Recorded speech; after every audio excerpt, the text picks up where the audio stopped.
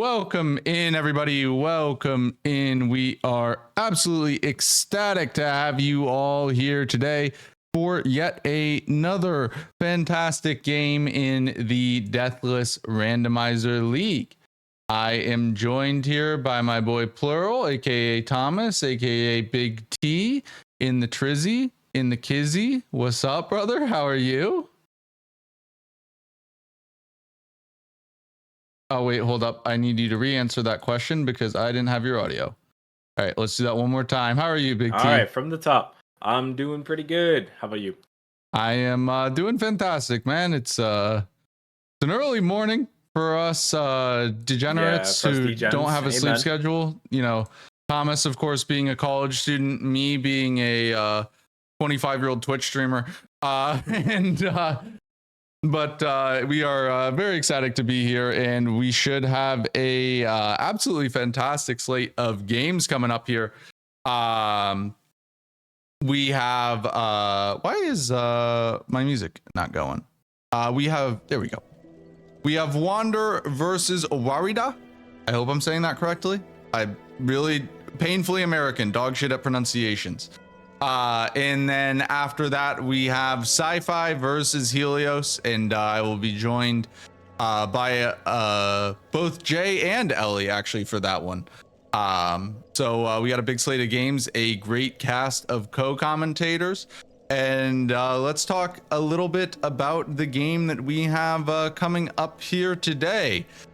So Wander versus Owarida. I mean, Thomas, you competed against Wander in Elden Squares Season 3. Also, obviously, he's a good friend of ours. Actually, the MVP of Elden Squares Season 3, which is in my granted, I'm biased because it is my league, but you know, it's was the largest league by player count in terms of bingo, and also I think the most competitive bingo league that I've ever seen. And Wander won the MVP of that league, but you know, traditionally a rando player. Why don't you tell us a little bit more about Wander here, Thomas? By the way, I'm gonna call his Twitch name is Plural. I'm gonna call him Thomas. I know him as Thomas, so yes, sir. Just letting y'all know. Yeah. Look, Wander is a monster. Longtime rando player. Famous hater of bingo. But then I don't know. He got into a bingo format where it was all about killing shit. I hope I can curse. It was all about killing stuff. You can curse however much you want. It was all about killing. I'm the guest here, right? I don't know. It's all about killing shit. It's all about just like how good you are at fights, how good you are at like getting stuff down. And he thrived, right? He did such a good job in that.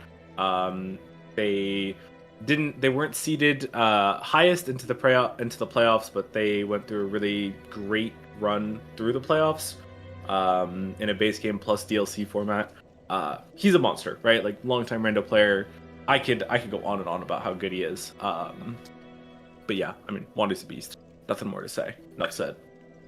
Yeah, Wander is a beast, but he is going up against you could say Dr. Frankenstein here, the creator of the monster, the creator of the French challenge, also an absolutely incredible runner. And I will say, with all due respect to Wander and, you know, his talent, right? At the end of the day, talent doesn't always get you the win. It's about being prepared for the format. And I know how much Wander's been practicing.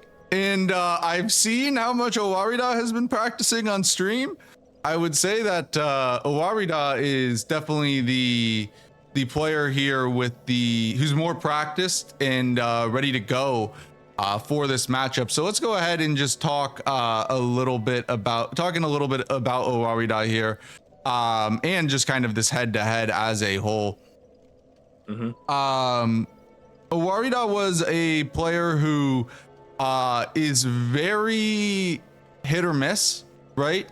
If you look at his seeds, 73, 67, 67, 72, 74, and then 2, 27, and 3, right? Yep. And, you know, kind of the same story here with Wander, 68, 72, 73, 78, 74, right? Yeah. ultimately, I think this is a matchup that's going to be very close. I would say that Wander does, just looking at the numbers, like on seeds where they both performed well, which to be fair is not many. It's only 3 seeds, right, where they both had good results. The favor is 2-1 in favor of Wander. I think in terms of raw pace, there is probably a slight edge in Wander's favor. But both these players have been very death prone, and given that Owarida has been practicing more, and because I know how Wander plays the game, I would say that Owarida has better odds of survival here. So I really think this is going to be a super close game.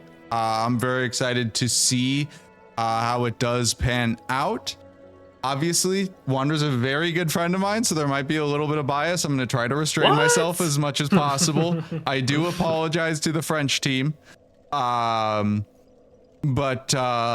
it should be a hell of a game. And the seeds have been released, so I am going to actually go ahead and just load into the seed here and take a look at what their starting class options are for y'all. Yeah, I'm looking at Owarida's stream again. I hope I'm saying that right. It's a Japanese pronunciation. He's French, but it's Japanese pronunciation. I know you like weeb shit, so you should be fine at pronouncing that. I've got an American as fuck accent, so I'll just I'll try my best. But I mean, we've got 2 interesting options. We have the special, the warrior, the jump L1 build, of course. Is a colossal, but it's probably the worst colossal in the game of Giza's Wheel. So you could get a jump L1 build off rip, or you have a very middle of the pack Great Axe in, I think that's Crescent Moon Axe, on Bandit. So I think those are going to be the 2 options for our players. What do you think? Yeah, I'm looking through the starting classes right now. Vagabond, normally a great class because of stat spread. Spike Club, Serpent Hunter, not really great. Again, I think the Giza's Wheel option is somewhat enticing on the warrior. Hero, you have Pata, nothing great. Bandit is not the worst stat spread, but it's also not the best, right? Like, it's not terrible, but it's not good. Crescent Moon Axe is okay. I think that is like worth considering. Maybe we could see someone pick a Great Sword of Damnation on Prophet. I could see that being somewhat enticing, but I highly doubt it. Samurai is Mesmer's Spear. It's really bad. Prisoner's bad. Confessor has the giant lion head, which is funny, but that's about it. And then I will say I would give some consideration to the Raptor Talons there on the Wretch, right? In Wretch is typically a class that people don't like to pick because you start with less items, right? You have no armor on, you have less things to sell. Oftentimes players will sell their care package, which is a bunch of items that you get upon loading in. They'll sell the ones that are not useful in order to upgrade their weapon at the start. Starting with Wretch, because you don't have that extra armor to sell, can oftentimes make it a lot harder to get to the adequate weapon level you're looking for. Most of the time that is a plus 15 smithing or plus 6 somber. There is a drop pickup system though to upgrade weapons, and players will always upgrade smithing. In terms of the keepsakes, there is a Blessing of America and a Golden Rune 9. Gold Rune 9 is nice, but to me, I'm always taking a Blessing America as there. Just the opportunity to save your life in a deathless format is invaluable. But I think overall, despite the fact that it is one of the worst colossals, I think I would take Warrior here. And let me just make sure my stats are correct. I was kind of wrong. Never mind. I'd like the one advantage that I thought Giza's Wheel had is this is something that I like about like Axe of Godfrey, or especially the Gazing Finger. I thought it was a lighter colossal weapon, which means that it can be easier to power stance colossals. That is really strong in this format. Unfortunately though, it's not. It's 19 pounds, which is like not heavy but not light either, right? Yep. So I was a little misguided on that, even though I didn't actually say it. But you know, it is one of the reasons why it's not the worst thing in the world. But yeah, having some of those light colossals is very valuable. Like Gazing Fingers, only 15 pounds, Sunflower, 16 pounds, Miyazaki's kilos, whatever units you want to do. I'm painfully American, so I'm going to say pounds. Gazing Finger, 15 weight, Sunflower, 16, Troll's Hammer, 16, Dragon Great Claw, 16. Like those are good because they're lighter, because it can get really heavy. Like Giant Crusher, 26. Anvil Hammer 22, Prelates 23 and a half. Most of them are about that 20 range. So I still think you just take it. I think agree. you just take the wheel, but I don't feel good about it. Yeah, I think if Crescent Moon Axe was like a much better Great Axe, like for example, like there's really 3 Great Axes that stand out, which are the standard Great Axe, Long Half Axe, and Executioners. If it was one of those 3, I think I would take that. But a Colossal is a Colossal. Like, it can have low AR, it can have a Bleed Crutch, but a Colossal is a Colossal. You're still going to bully most enemies. Like, yeah. Even though it's the Colossal Axe poise damage, even though its AR is poop, it's still a Colossal. And you are, just because of how many weapons there are in the game, you're more likely to find another Colossal than you are to find another Great Axe. Sure. So, like, I wouldn't mind if I'm power stancing and Giza's wheel was my second weapon in the power stance, right? Like, that I'd be totally fine with that. I think either way, this might be a seed where players are kind of hoping, if they're looking to power stance, like on the Giza's wheel side of things, it's because you're just looking for some sort of an upgrade, even though you can already power stance. If you're going with the Crescent Moon Axe, you are just looking for another axe.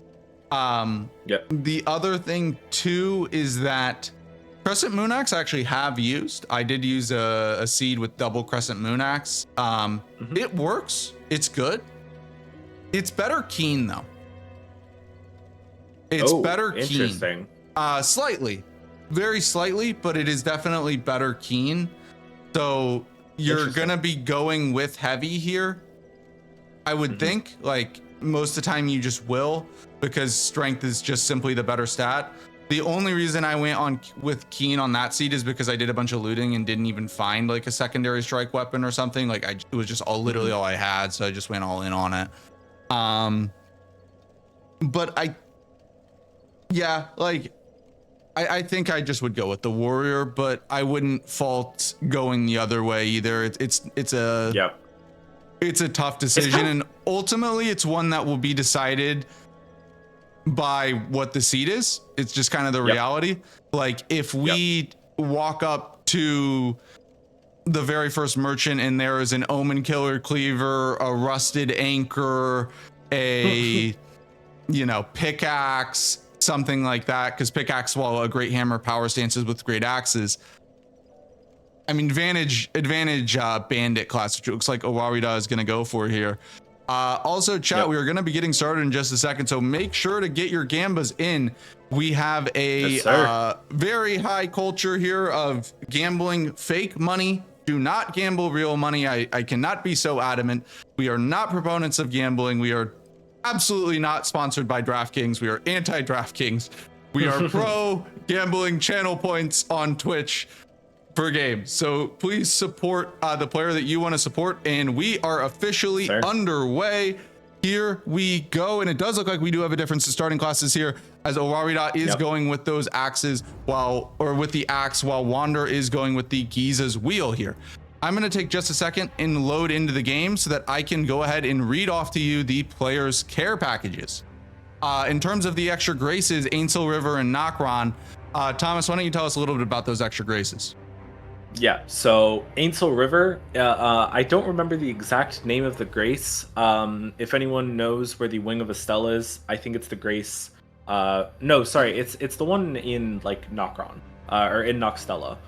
So it's potentially useless. There's like a 2+ minute run that you have to do to get to the Dragonkin Soldier of Nokstella. it's effectively a useless grace. You're almost never, I think you're never hitting that in all honesty. So that grace is useless, but Nocron is actually a really useful one. You get the grace right outside of Mimic Tier, which means that you get access to killing Mimic Tier and Gargs, and if you wanted to, you can kill the Dragonkin and Shifra. There's a little drop down to kill that Dragonkin. Importantly, for anyone that doesn't know, in DRL you don't actually get the Deathless medallions. So one of the benefits, like it's a random drop from bosses that you can get. So one of the benefits of the Nocron Grace is that if you go all the way through Mimic Tier, if you kill Gargs and go to Deeproot, and you run all the way to the Fias Champs replacement, you can get access to Capital, or get access to Altus instead of running through Precipice. So a Nocron Grace, while not like the best, right? It's not Gelmir, which puts you in a better spot. It still is Altus access, which is a lot better than Precipice. And these players are very happy to see Nocron, right? So yeah, that's kind of the breakdown of these graces. And I have the report here on the player's care packages. Wander is in a little bit of a trouble with a Burge there. The report on the care package is that it is quite poor. Quite poor. Really, the only talisman of note as dude, what is this bird? Oh my god. How is this bird fucking with Wander? And it's has not messed with the Owarida. It's a very all right, good Wander question. gets it down so he can actually do his sell. Quite a time loss, but I think he's in good spirits.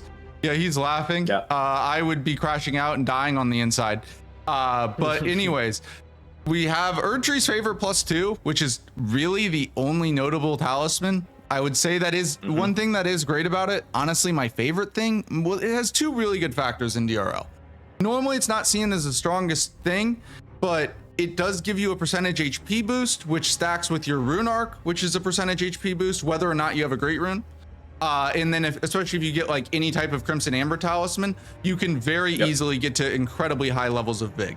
Also, it helps out with your equip load. So specifically for like Wander or just any player looking to power stance or wearing heavy armor, equip load's always fantastic, and you get that little bit of stamina. The tiers are a little bit better, but still not fantastic. You have Opaline Hard tier, which is one of the best tiers in the game, 15% damage negation across the board.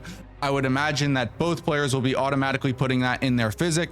Then in terms of the second option, you have Green Spill tier, which just gives you a little stamina boost, which is always nice. You have Opaline Bubble tier if you really want to go defensive, but I think that most players kind of shy away from Bubble tier. And of note, while not necessarily impactful early, is that we do have the Magic Shroud and Crack tier, which is, in my opinion, probably the strongest elemental tier, just because if you find that Death's Poker or that Zamor's Curve Sword, god damn. Yes, sir. All Yes, right, sir. well, that is the report here on the care packages. So really nothing crazy, just like some nice things to have, but nothing really game breaking in the care package there. Looking at round table shop, there is an Arsenal Jar Charm to also help with the equip load. Equip load's super important in this, guys, like because you want to be wearing heavier armor, you want to be power stancing your weapons. The power stance stuff is meta. I know you may not have seen it in other rando formats. It's really a byproduct of the drop of the auto upgrade weapons plus no stat requirements, right? And as a result, it's just super meta. So anything that you can do to help with equip load so that you can power stance, whether it's colossals or just like a standard great axe or something, like those are still heavy. And you want to be wearing armor because of course this is the Deathless Randomizer League. And yeah, here we go. Yeah, I mean, care package was awful with talismans, but luckily they had like a bunch of the care package gives you random armor, and they got some good remembrance armor, which is really good for them. Yep, sell that for a lot of money. Yeah, so they went up to about plus 18. They even like Wander has even more money, right?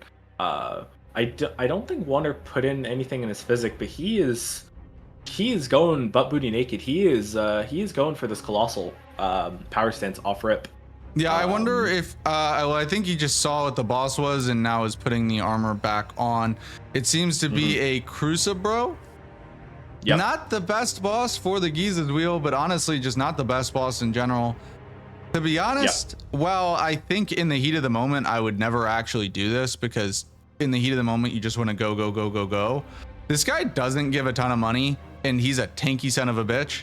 So I think it might be the correct call here to just pivot out and go elsewhere. Granted, I agree. Think in the heat of the moment, I would never make that decision because I know I would feel very comfortable with a Crucible Knight. So like, it doesn't feel like a very human decision to make, right? Especially under pressure.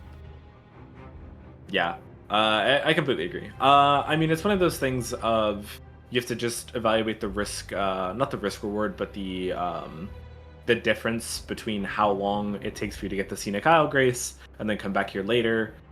This could drop a Remembrance, and like if your opponent does the same thing, you don't want to fall behind early, right?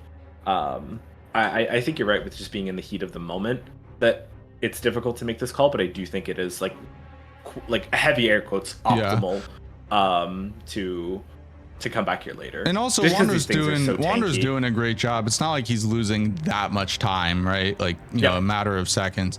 And he's actually going with the early Liurnia strat while Owarida is going straight into Limgrave.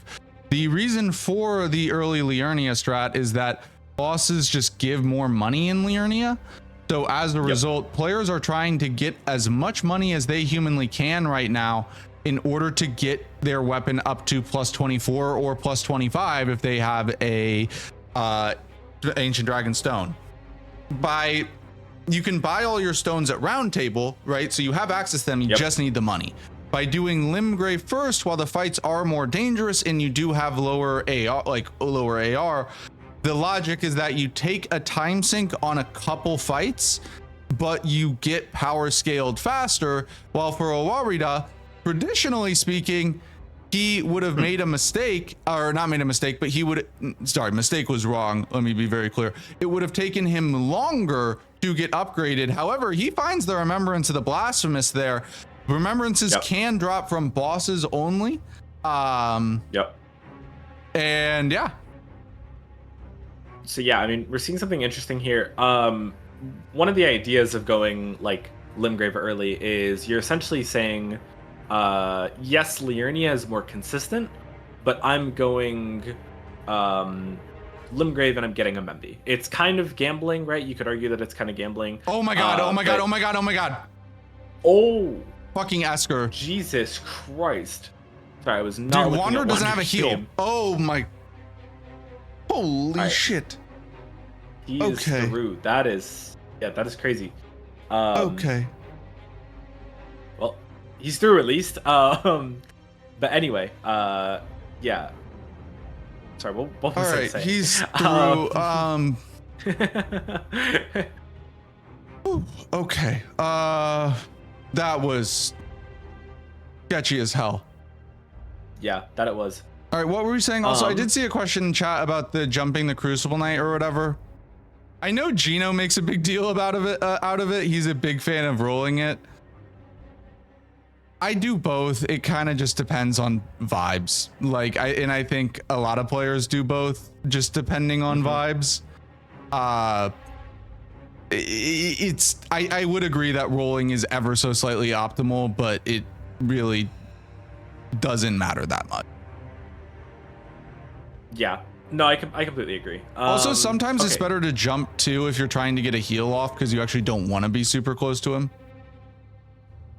I didn't see what it was. I did not see what it was. I can do a replay on Wander's stream. I can check on Wander on the stream here to try to figure out. Oh, Watchdog Duo? Okay. Thank you. I remember what I was saying. Usually the idea of going Limgrave early is you're expecting a Remembrance, and I think the idea of if you're getting a Remembrance is you're going to go back to Round Table.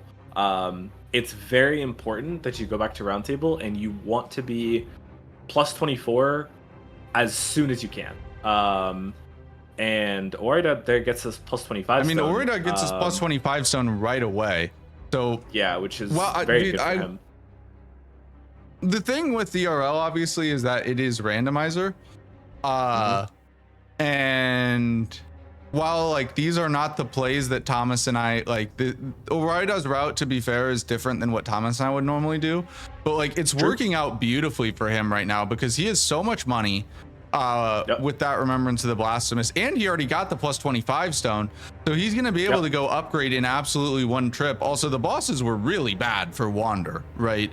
Crucible Knight, Esker was fast, but goddamn, he almost died, right? He was scary. And the reality is, like, players always pick a route that they think is the best for them, right? Yep. That does, or what they think is the best in theory, but it's a randomizer, man. Like you stick to your guns, and sometimes it can be wrong. As of right now, the way that the routing is going, highly favoring Owarida, I would say, highly. Because really bad early Liurnia for Wander. Owarida gets that Remembrance of the Blasphemous, which is a 50k remembrance, by the way. So he's juiced. He like plenty of money to buy all his stuff. Has the plus 25 stone already. Can hit round table just in one fell swoop. While Wander had some slower fights and everything. And so early advantage, I would say, does go to Owarida. That being said, though, way too early to really call anything, to really say anything here who does or does not have an advantage. If I learned anything from yesterday, it's that pace is a myth. It doesn't exist. I did 26 bosses in the last 30 minutes yesterday, and I've decided that pace is just fake. Pace doesn't matter until an hour 45. So yeah, I mean, really here, the kind of stuff that we're just trying to look for to figure out like who is probably ahead is less so counting score and more so looking at like who's having slow fights, who's having major time losses, and obviously does someone die, right? Like that is more so what we're looking for here. Like who's having the bigger time losses, who is, just seems to be moving through the fights a little bit faster, because at the end of the day, the score is not really going to tell the story until much later into the match. And like right here, Owarida having a bit of trouble here with the Ghost Flame Dragon. I believe he is not upgraded yet. And I think that is a decision that he would probably regret at this point, because this guy is super tanky. Yeah, I wonder what his thought process is here, because I feel like right, like obviously you and I, we practice together, we go through this like, we share strats, right? Like we have the same ideas, but I'm curious what his thought process of here is to not upgrade. I think I understand I think that the logic is he's trying to get all his money at once to just do round table in one fell swoop. He killed Bernie. I would my guess is that he's gonna do patches here afterwards, basically with the idea of doing one trip to round table, getting your plus 25 weapon, all your stone sword keys, Bernie, patches, like all of that at once, right? And I think there is very sound logic here. But just this Ghost Flame cost him a lot of time, right? Yeah, agreed. And another remembrance of the natural born, by the way. It's 20k, but money's money. Cash is cash. Amen. By the way, I do want to say, of course, part of our jobs as commentators is to try to educate you guys about the format and explain things.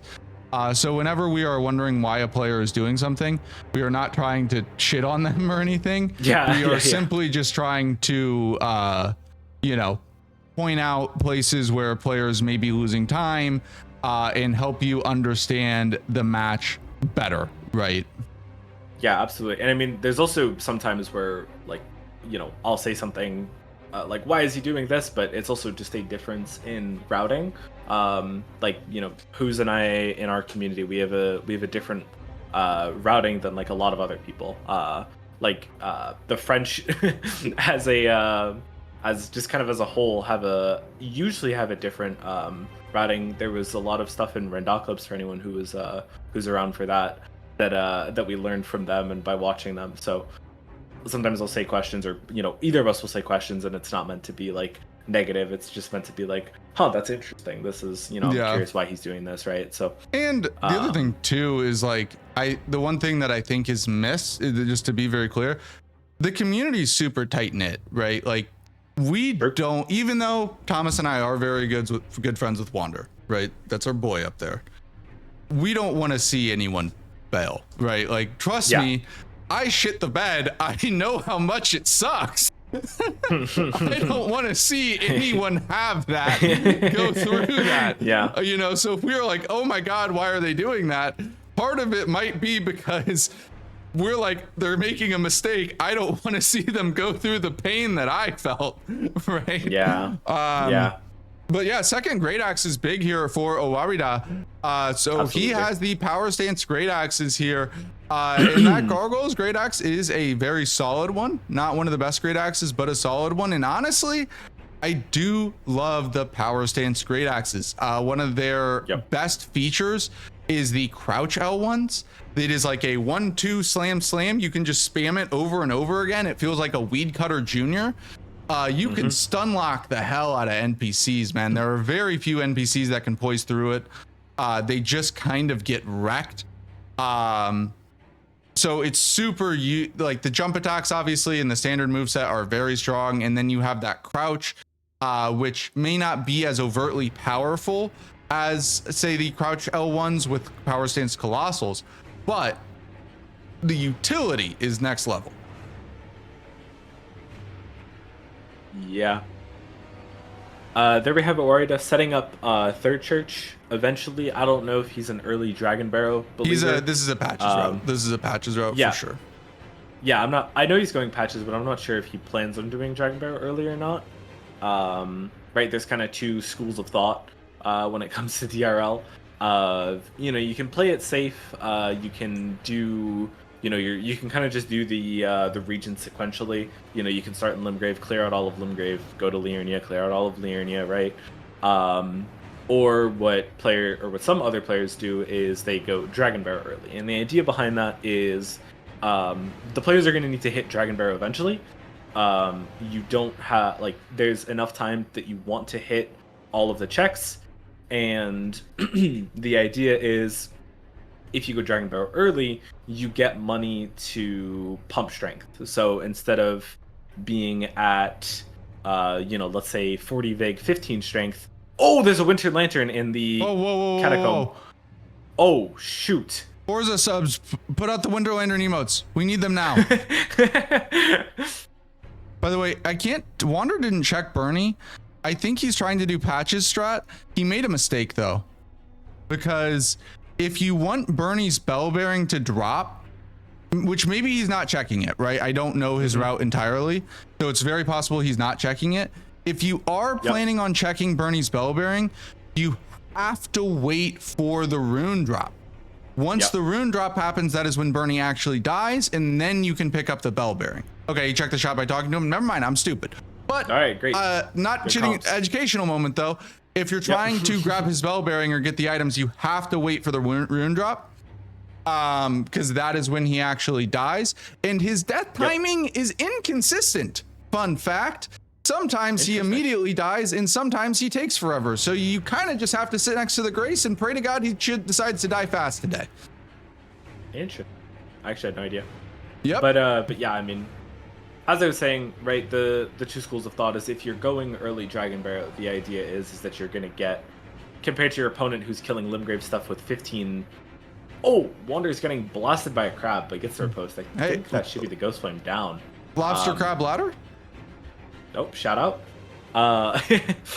But yeah, there's kind of the difference of what I was talking about earlier with, well, first of all, Wander's already at 8 compared to a score of 4, but Owarida is set up a lot, right? Yeah, so Owarida has so much set up. It's very misleading.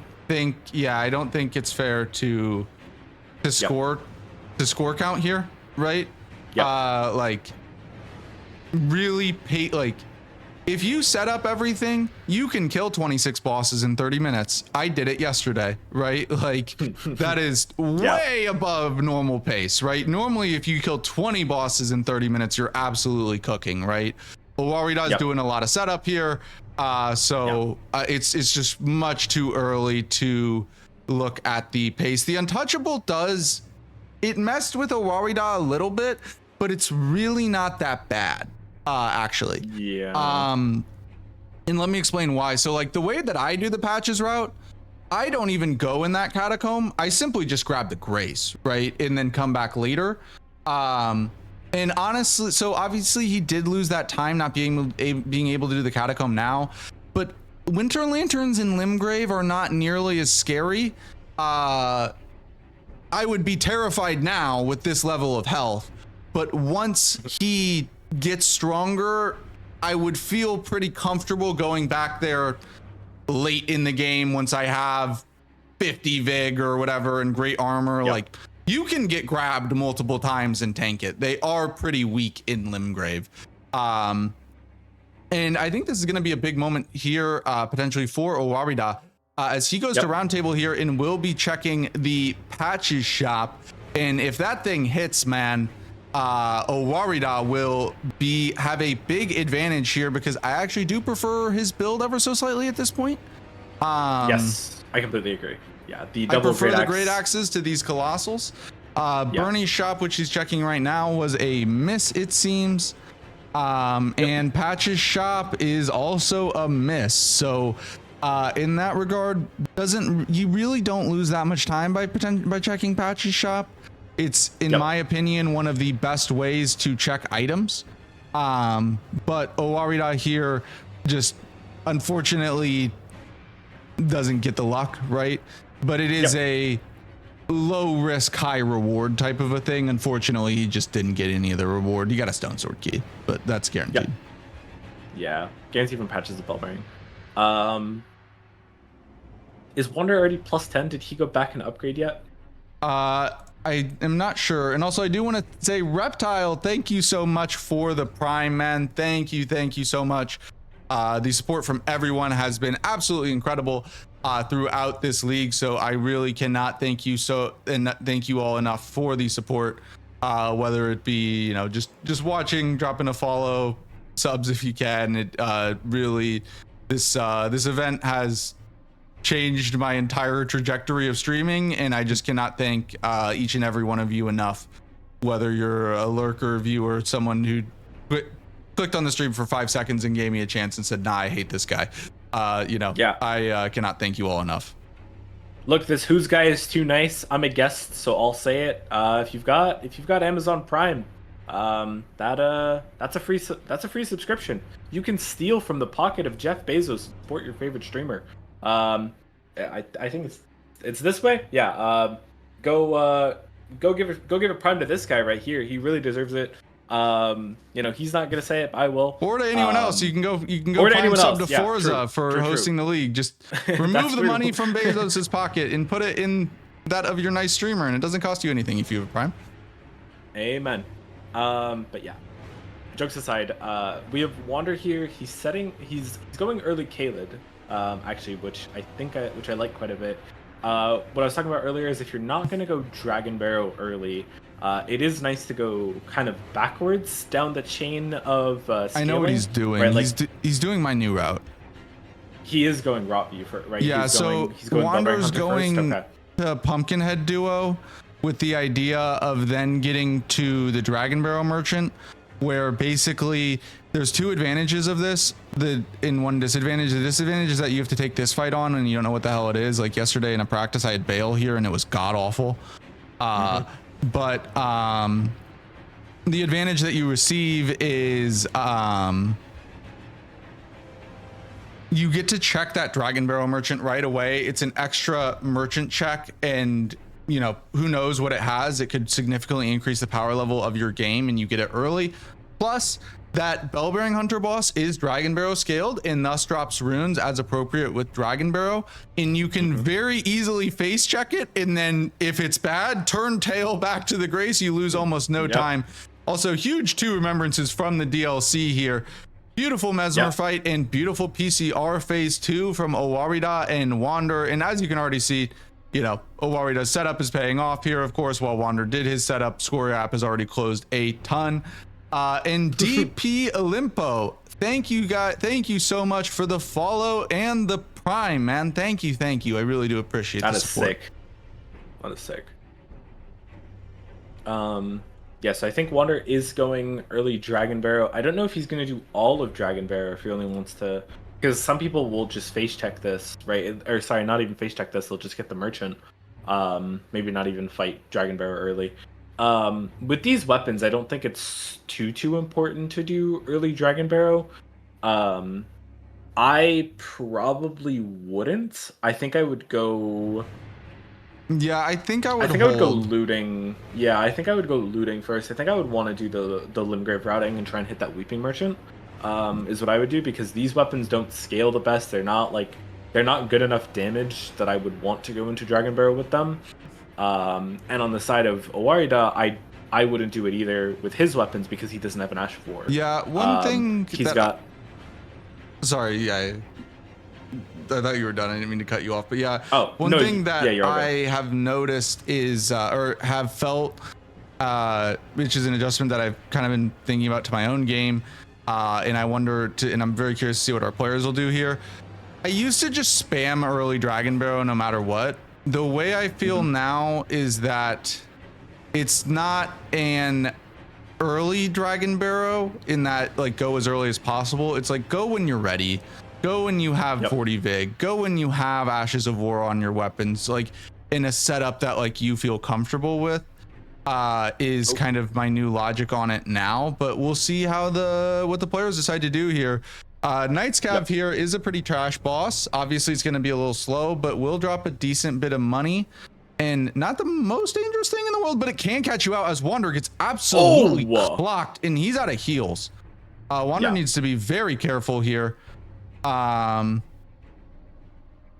I do think, to be honest, this game, both these players are in the qualifiers. They had 5 great seeds and 3 bad ones, 3 really bad ones, because of early deaths, right?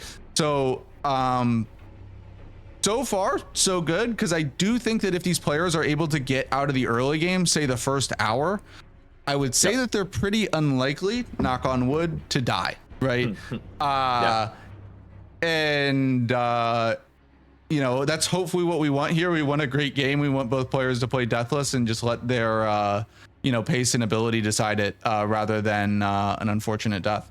But Wander is all right. This is the tense moment here as Wander is going to early Dragonbarrow. And holy shit, guys, sorry, I was doing commentary, but I do want to thank you guys so much for the subs and the hype train. Holy shit.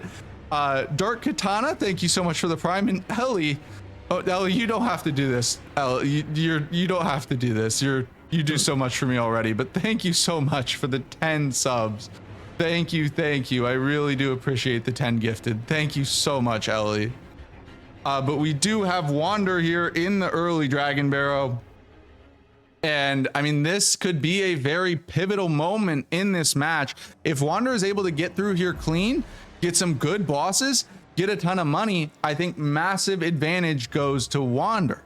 However, if he dies, he dies, in the words of Ivan Drago, right? Oh my God, Owarida. I just looked over at his health. I was more concerned about Wander. Owarida, literally. My ER tool. ER tool down to 1 HP. Whoa. Holy. He's laughing it off. Okay, gentlemen, can we have one scary fight at a time, please? We need to know who to watch.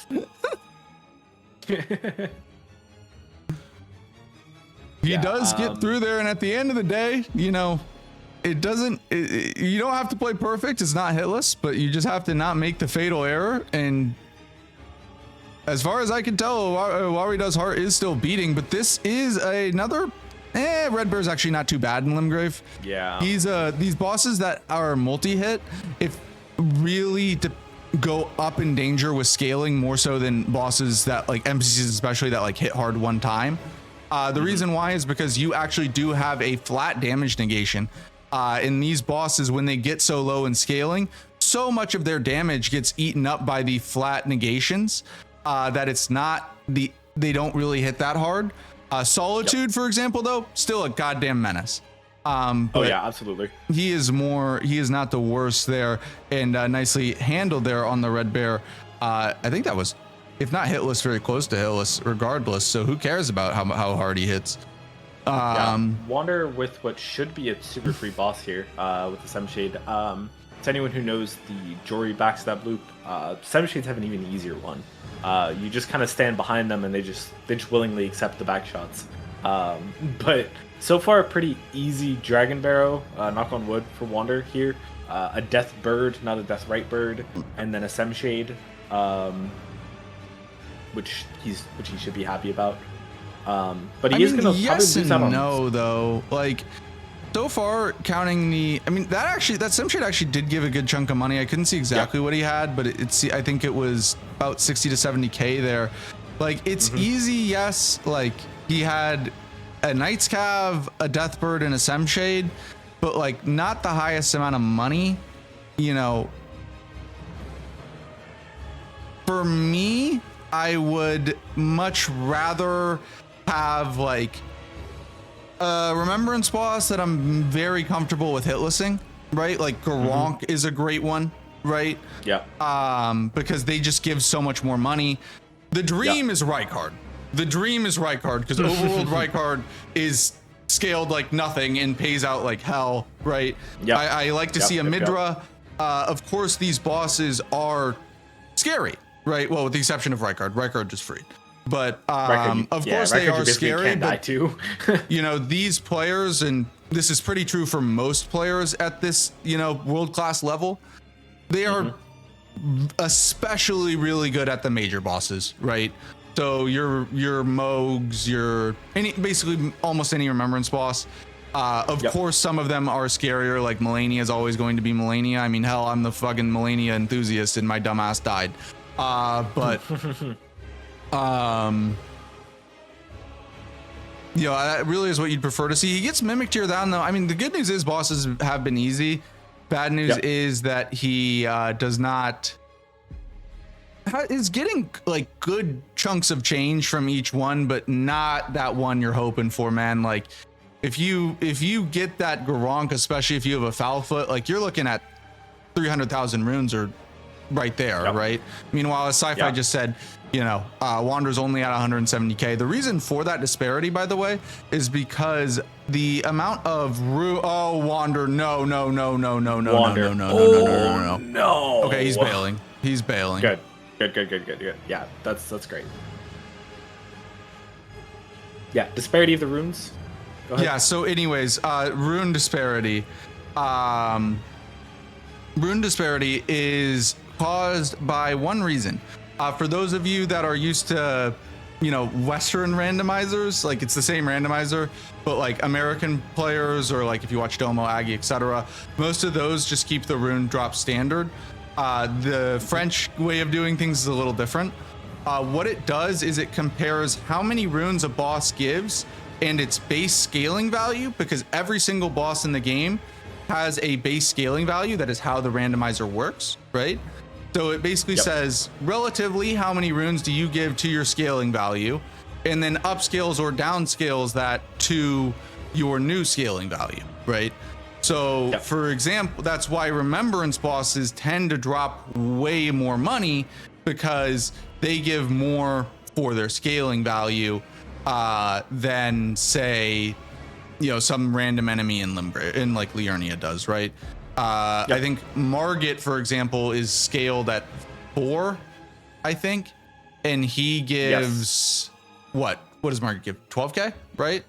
12K, yeah, default 12K. But Adon is scaled at 6 in Liurnia, and he gives like, I don't know, 3,000-4,000, right? Yeah. So as a result, Margit is 2 lower scaling, pays out 3 times fatter. So he just gives a ton of money, and that's just to give you kind of an example there. Yeah, absolutely. As we see, pace kind of equalizing for the players here. I mean, it's very difficult. Excuse me, it's very difficult always to tell how the players are like facing off against my god, sorry about that, are facing off against one another in terms of pace.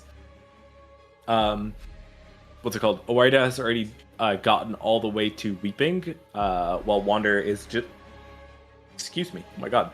While Wander is already all the way... Well, he's just starting his Limgrave routing. Yes. So... I mean, honestly, the weapon build is kind of equal. I mean, it's kind of equal, but I need to see the ashes. Yeah, I don't see any ashes for Owarida. I'm not sure if that's sometimes players just prefer going with standard early because, like for instance, heavy scaling or something at super low strength levels, like standard affinity is probably just better. I think if Owarida has double heavy, I would prefer Owarida's build. Of course, Wander has more levels though. And Wander sees the untouchable. And let's see what he decides to do. Wander is, I will say... Just loots it. Dude, he is one of the most stubborn people. He does never know when to run away. Wander has said that his biggest trouble with Rando is not knowing when to run. There's the Madness proc, but you can see here... He got grabbed. He's gonna get Madness procced again. Okay. Yeah, I mean, you can see the Limgrave scaling is pretty much the only reason he's alive. Yeah, and the fact that he did early Dragonbarrow to get all those runes, he missed the grace just barely. Oh Holy! And you know what? He did open Not the door. even close. He pulled the lever. Pull the lever, Croc. He's good. Now he can just run through. But oh my god! I mean, look at the balls on Wander there. Completely unfazed. Yeah. Godskin duo here at Rick, by the way, lowest scaled enemy in the game, which is great. Getting out of the way, you don't want to see that in all. You want to see that later on. And I mean, great job by Wander here, getting through this. Just to kind of go back to the weapons. Wait, also really quickly, we've had a moment, but Tank Gaming, I do want to thank you so much for the Prime. Thank you so much for the support, man. I know, I'm sorry if I don't thank you guys right away. I see it. I appreciate it. I will get to you. I just, I want to continue to deliver good commentary here. But anyways, as you were saying, Thomas. Yeah, I mean, just to kind of go back to the weapons here, we really have like a battle of mid, right? Like these are two of, I would say, the worst great axes versus two, and they don't have an Ash of War. I wouldn't put Gargoyles in the worst. I would not put Gargoyles in the worst. Crescent, yes. Crescent isn't even that bad, though. Let me just pull up. Let's just, before we come to conclusions about before we talk out weapons, of our ass, let me pull up the numbers. I'll compare all of them on heavy scaling at 40 strength, and we'll figure out how good they actually are. So give me just 1 second here, but you can continue with your thought. Gargoyles is lower AR than Cleaver. I know that much. Okay, well, yes, like, it is lower AR than the best one. Yes. You know what? Yeah, but like even with Gargoyles as scaling, it just has such low base damage that it's really not good. But anyway, all this to say that like probably the worst Colossal on the side of Wander with Giza's Wheel, and then the like two very middling or like the worst or some of the worst great axes, and without an Ash of War for Owarida. So I mean, I'm interested to see, like it is very like equal because they both have bad builds. Okay. So, if one of them had like a better one, then it would be different. But yeah, go ahead. Bring up the numbers. Tell me how I'm wrong. So yeah, I was wrong too, actually. Comparing at 40 strength, right? Gargoyle's Great Axe is of the smithing Great Axes, actually the worst in the game on heavy attunement at 40 strength. It is actually the worst in the game. 1 AR point worse than Bonnie's, or not Bonnie's, but the heavy butchering knife. Crescent Moon Axe, though. My apologies, my dear friend. You are cooking. You are just slightly worse than Long Haft. Oh shit, that's actually pretty good. Yeah, you are just ever so slightly worse than Long Haft. So my apologies to the Crescent Moon Axe. You are still better Keen, by the way. But it is much better than I think we were giving it credit for, especially because it is super long, has that extra reach. But I was talking a bit too nice about the Gargoyle's Heavy Great Axe. I will say the reason why I was led astray to cover myself is that Gargoyle's Great Axe has the highest scaling of any weapon in the game. So like if you were to go to like 99 strength or like very high strength, it becomes really good, but like that's not realistic. I still don't even think I still don't even think it's that good, right? But anyway, right? It's hey, you know what? The issue with the Crescent Moon Axe, if you're heavy scaling at 99 strength, it becomes the second worst. You know what?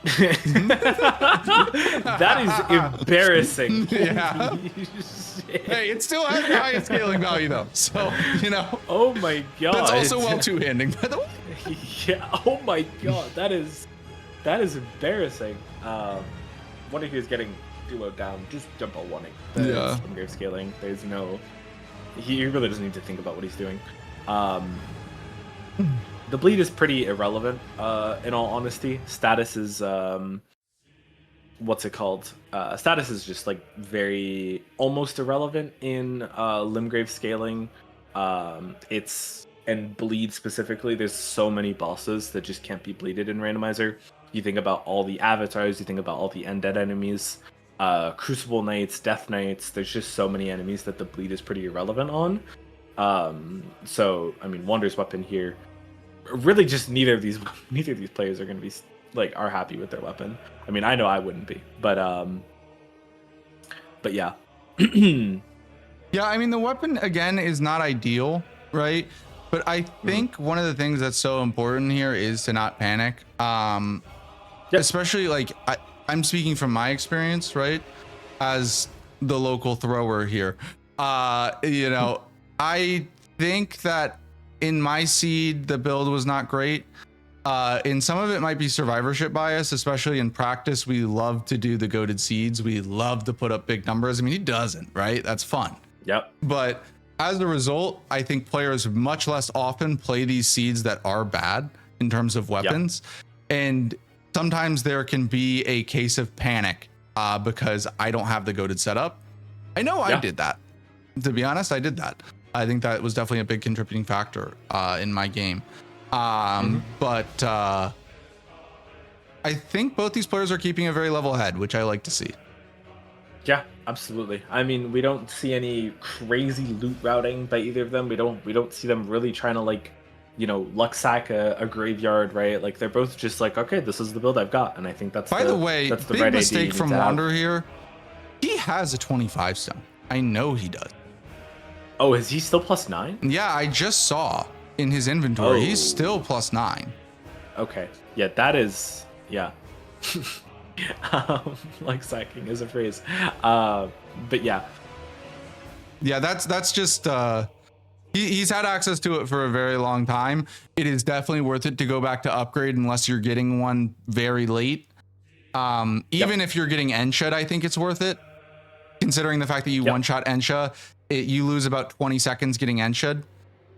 So I think at this point it's just fair to say that's a bit of an objective mistake. It's not conduct detrimental, of course, but you know, you go do early Dragonbarrow for the power scaling. Just upgrade your weapon too, both before and after. Yeah, like I'm surprised. I maybe he forgot. Like that has to be I think he must have forgot. It's also very possible that he upgraded, forgot. Like he might have upgraded and forgot to drop.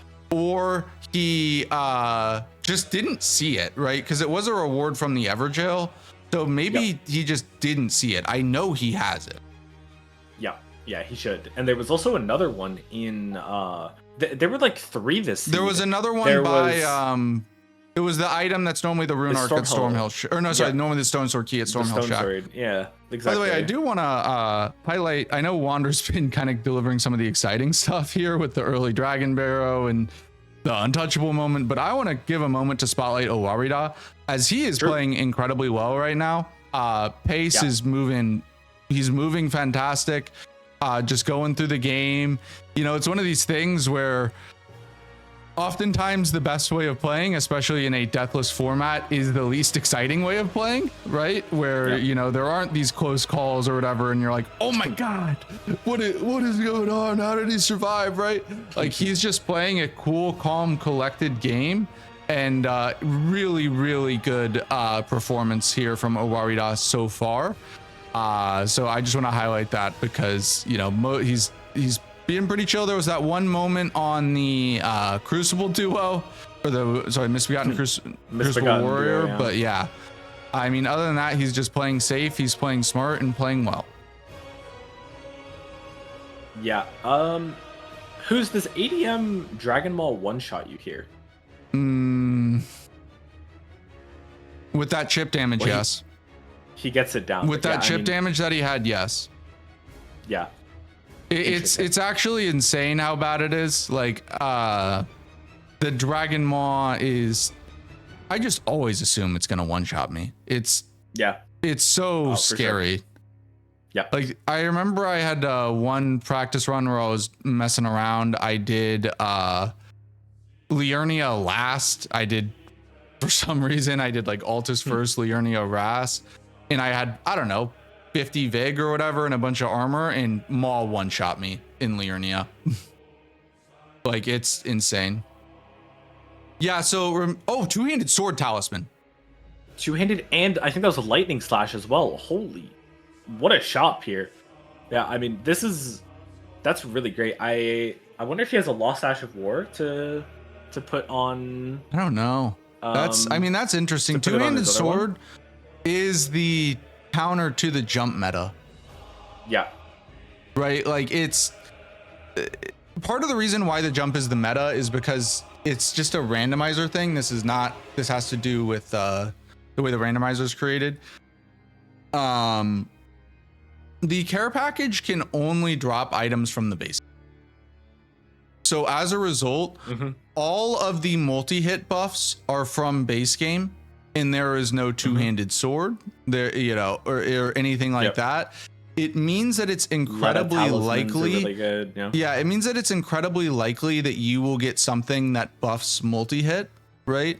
Yep. And that really helps the jump attack meta, in the two-handed in this meta. I think that it would be much worse if you could get DLC items in your care pack, like especially at the start, right? Because a two-handed sword can easily counter it, and also you just be getting multi-hit buffs significantly less often.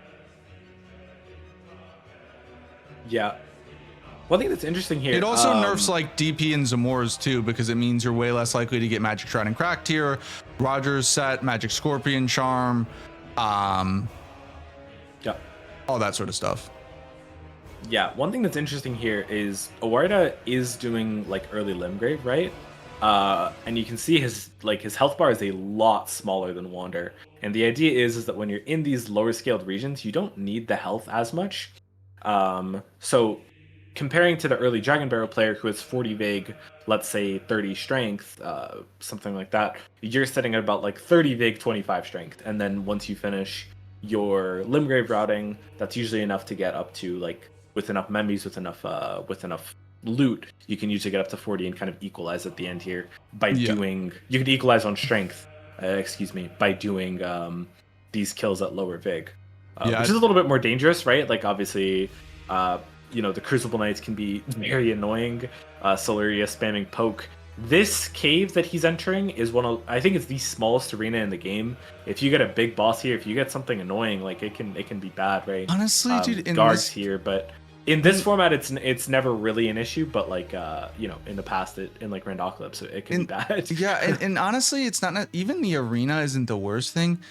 Maybe this is just internal bias, but I have had some nightmare situations in this cave, which it doesn't really make sense because the enemies are pretty spread out and everything. But like, I don't know why. I just feel like I've had a bad time in here. But Owarida, potentially a scary run through there with that John Fire Knight. However, he gets through well. And this is Gideon.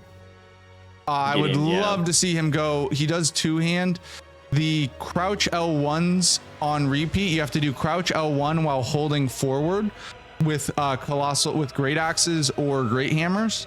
Unless an NPC reaches the poise threshold to go through that, they get roll caught every single time and stun locked and die. Yep. The only exception is if they have super high poise, and maybe with perfect spacing, Dancer can backstep it. But yeah, like other than that, they just literally cannot do anything. Yeah. He gets it down though, and is going straight to his Liurnia routing. As we see the Stormhawk bird trying to get in his way, getting him aggroed so he doesn't have stamina for these jumps, but he's through, he's chilling. Yeah, Wander is following in footsteps. The only thing that I'm a bit curious on is why Owarida hasn't put an Ash of War yet. You get such a big AR increase, and there's a lot of bosses that Lightning Slash is really good on. Yeah. I mean, even if he just wanted to keep standard, like Lightning Slash is such a strong Ash of War that to me it just seems worth it for you know, even just occasional use. But Owarida is in some trouble here against the Curse Blade. Oh he my does god. get the heal off, but he is still remains in trouble. Also, keep in mind his bleed bar is building up. Does just go for the kill, the greed there, the jump attack, and I agree with that completely. That was the safest way. And he gets it down, man. Woo! That was a little scary there. Yeah, just a little bit. He's through though. He's all good. Oh, also, Josh, to answer your previous question, the Romina butterflies are just bugged, and I believe they just do damage as if they were in Romina's arena. Sometimes the damage just does not scale right, so that's why they basically one-shot you, because you're getting Romina damage. Yep. Yeah, exactly. You like, which is like the high, like one of the highest scale bosses. Very high scale DLC. You're supposed to have a ton of Scadu, right? Like. Yeah. Yeah. By the way, this is a spot where Owarida will probably make up some time on Wander because of their routing decision. Keep in mind, Wander did this at the very start, right? And had a rather slow fight with this Crucible Knight. I mean, played it well, but it was just didn't have the damage, right? Is what it is. Owarida, by choosing to do Limgrave first and actually have the proper setup, of course, it took him, well, in theory, it would take a little bit longer to get set up with your max upgraded weapons. Of course, he did get that Rykard remembrance, but beautiful fight. Beautiful, man. That was 10 out of 10. Extremely well done. Chef's kiss. Oh, is he not going Knight's Cap? Oh, interesting. Is it better to port back, or is this just slower? According to Nartok, it's like equal, and it depends on. According where to the Nartok, boss guy is. Like, yeah, especially if the boss is like really far away, it's fine to just do this. That's according to the piggy though, so take it with a grain of salt. Big that's caveat. What I heard from Mr. Pig. Big, asterisk for sure. Not too sure how much we can trust him, but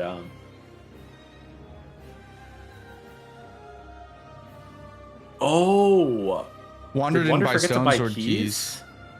I think Wander just completely forgot to go back to Roundtable though. I think I think he did. Does he?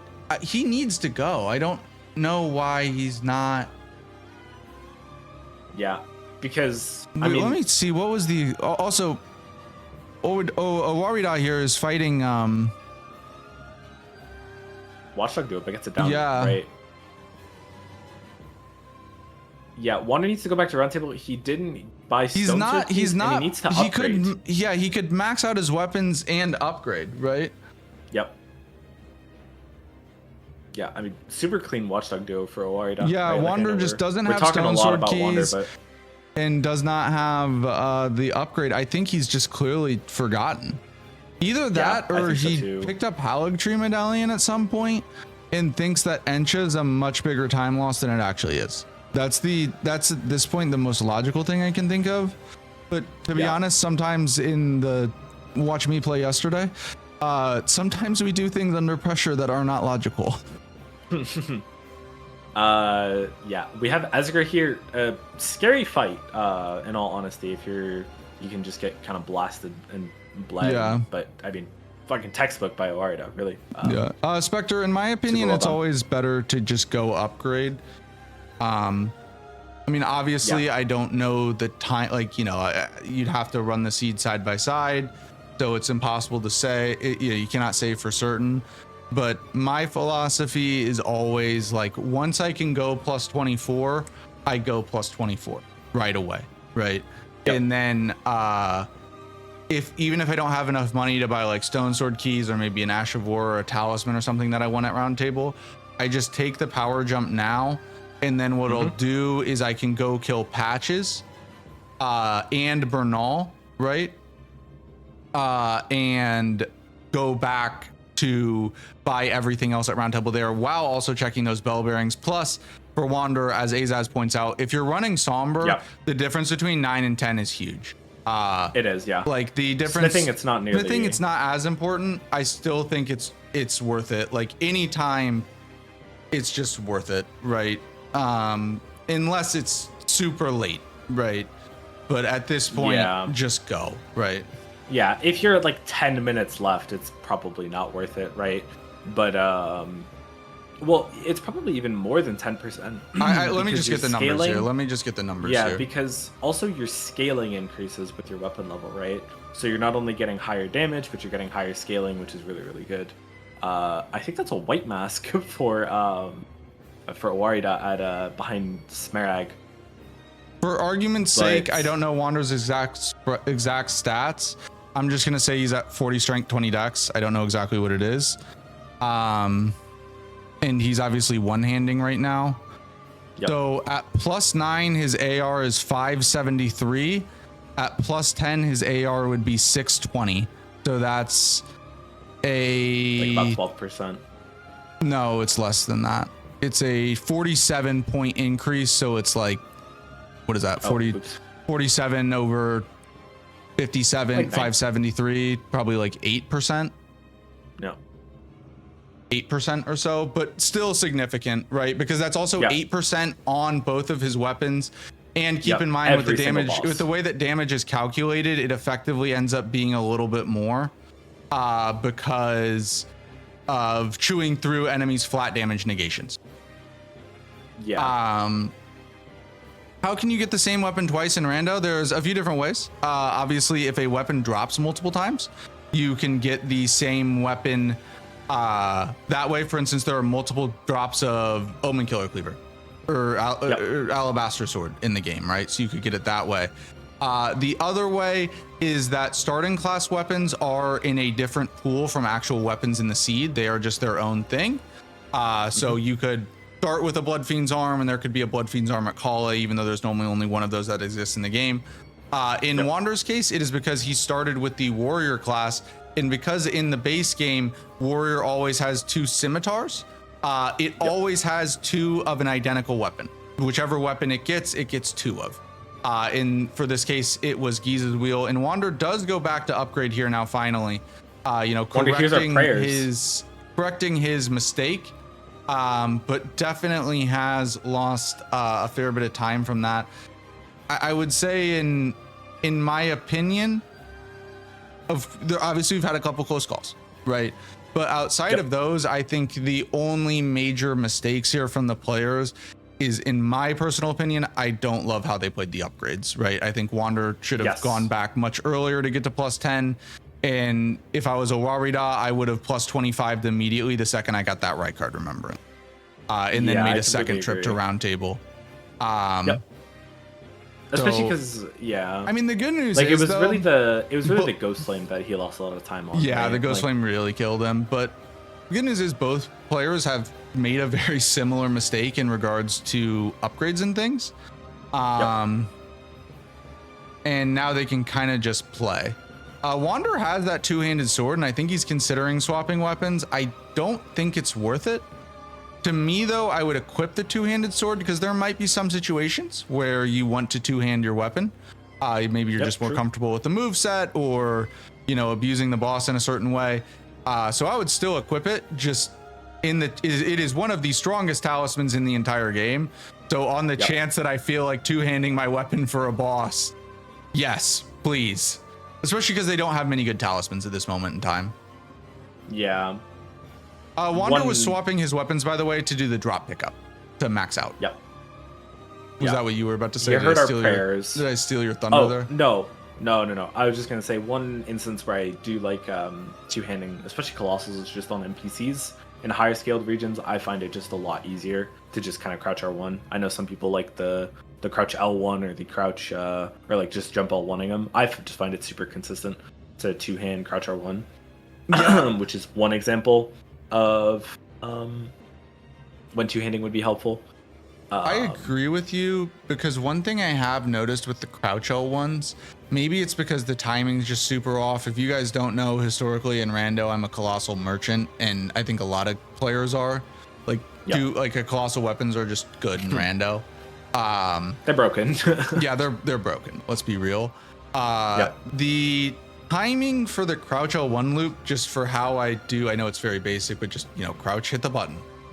I feel like I fuck it up sometimes with the crouch L1s. I'm not sure if it's like an input issue or what.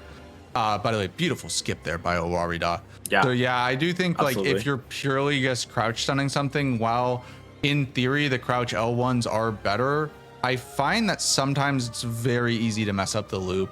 And I will be like, I swear I got the input right, but it just, yeah. Yeah, my personal theory on that is that when you do a crouch R1 while two-handing, your character like lunges forward at them with the enemy.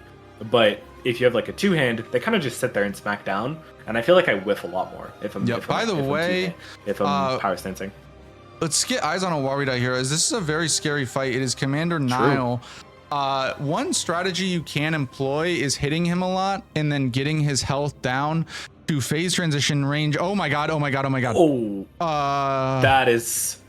Where's Nile? Behind him. Oh, no. Storm, is he gonna flip on him? Flip's coming. Out of range. Big. I think it's hard to tell because he has pouch heals, but I think he's down to just 2 heals left. Yeah, I think so too. As he gets the sword guy down, I mean, that is probably the hardest part. Yeah. Probably the worst designed enemy in the whole game. As you're fighting him, and then he says "fuck you" and gets full hyper armor, and will one-shot you. In his normal arena, if you're not like too high vig, right? I think the strategy that Owarida was trying to employ is that when Nile does his phase transition and goes into the lightning phase, the summons go away, right? They just despawn whenever he goes into lightning phase. I believe Owarida might have been attempting to wander. Oh my god. Wander. That was just a Celia chest, and there was a Sanguine Noble. Yeah. But yeah, it is a strat to just run up, damage Nile a ton, and then run like hell until he just despawns the ads. But he spawned so far back in that arena, Owarida was just not able to cover the distance. But yeah, Wander got absolutely pieced up there. Good news is he's fine. Bad news is we saw how scary this fight was for Owarida. And Wander does not have the healing support that Owarida did, because he had to use so many flasks there. Yep. On the because of that Sanguine Noble. Yeah. I think part of the reason why it was so bad for Wander is that one of the biggest things about not wearing armor is your status effect negations go to hell. So Wander got bled multiple times there by that Sanguine Noble. Troll's Roar. I think that goes on Great Axes. I didn't see that for... Wait, this is Sewer Mode, right? I can't tell because French. I would imagine Le Prové is the Omen and not... Wander, you cannot read Lord this, of Blood. buddy. Okay. Yeah, Lord of Blood would have been really bad because both of our players are gonna be on low heals. You would have to. I think. Oh my God! Wander just double shot him. What a beast! But beautiful headshot by Owarida. Holy, that was awesome. Yeah. Oh my! Wander's being so greedy. I mean, he's getting it down really well though. Like, this is a fight that I think is super beautiful job there. Yeah, Beast Roar goes on everything. Troll's Roar, I know it goes on Colossals. I think it probably goes on Axis. There's no way it doesn't. Yeah. And that's a heavy Ash. It's actually really it's a really underrated Ash. I'm pretty sure that it's like 40 poise damage, and I think it's strike if you do the initial hit. Welcome in, everyone. Welcome in. Good to see all the new faces here. If there are any questions about DRL, you can look in the pinned chat for the rules. But we have a super close match here, and remember, I mean, which is something that I hate to say, given how, to this point, knock on wood, exceptional the performance has been from both players. Yep. Wander's dead. I fucking trapped. Bro, I no. how the fuck?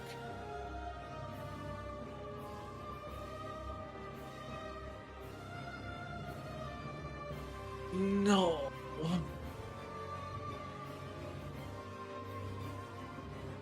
Oh, that is so unfortunate. Yep. So he was lighting the brazier in Yeah, Celia. he was lighting the brazier, and he just has to. You have to drop down to the lower level, bro. Dude? I literally have two of the greatest caster curses in DRL, and I'm not even trying. Like, come on, bro. How the fuck do I do this?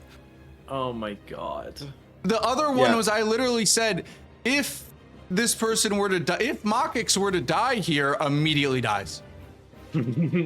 Like I was talking about the locked system. Yeah. Oh my god. Oh, that's so brutal. That's absolutely it's one of the gutting for Wander. Especially because it's such a. I mean, he would say it himself. I'm not saying he is stupid, but it's a stupid death. Like it's just really dumb. Yeah.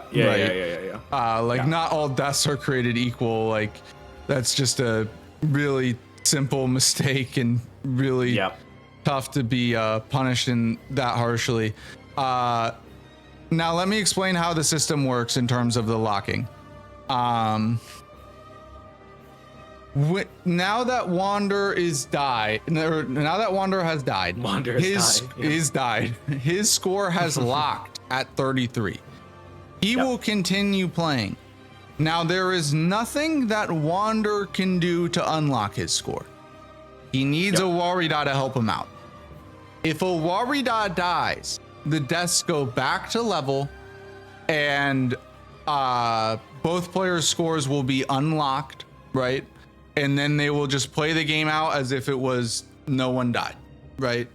At this point in time, if Owarida could, hypothetically, just sit in round table and he would win, because Wander has a 33, Owarida is locked at a 33. Owarida right now has a 35, and the only way for Wander's score to get unlocked is if Owarida dies. That being said, though, you would never do that, right? You would never just sit in round table. And if you did, the only way you would is if you knew that your opponent died, and that would be against the rule. We would get a blood test. We would order. Yeah. we would order a house search to make sure that there's no cheating. Like I can just say, as a competitor, I know that you might be looking at some of the scores and being like, yo, people are dying, people are making mistakes, right? But as a competitor, I can tell you, you're never going to bank your fate on, well, I hope my opponent made a mistake early, right? Yeah. That's just not in the nature of world-class players. And every single person in these knockouts is a world-class player, right? Yep. So as we have a lion here for Owarida, sorry to cut you off really quick, but on the topic of deaths, I mean, Deathblight Lion is one of the biggest assholes that you can encounter. And we do have Deathblight Lion. He should be far enough away from the basilisks, or from the basilisks. But I mean, the lion himself can still do a bunch of build up, and he doesn't have super high vitality on his armor. But I think he's all right. Sorry, go ahead. I wasn't saying anything. Oh my god, he's getting pretty death-blighted. Yeah. He should be through this phase, and he's through just the boss itself, which is great. But yeah. We'll say King Arthur asked if I felt that I lost after my deaths yesterday.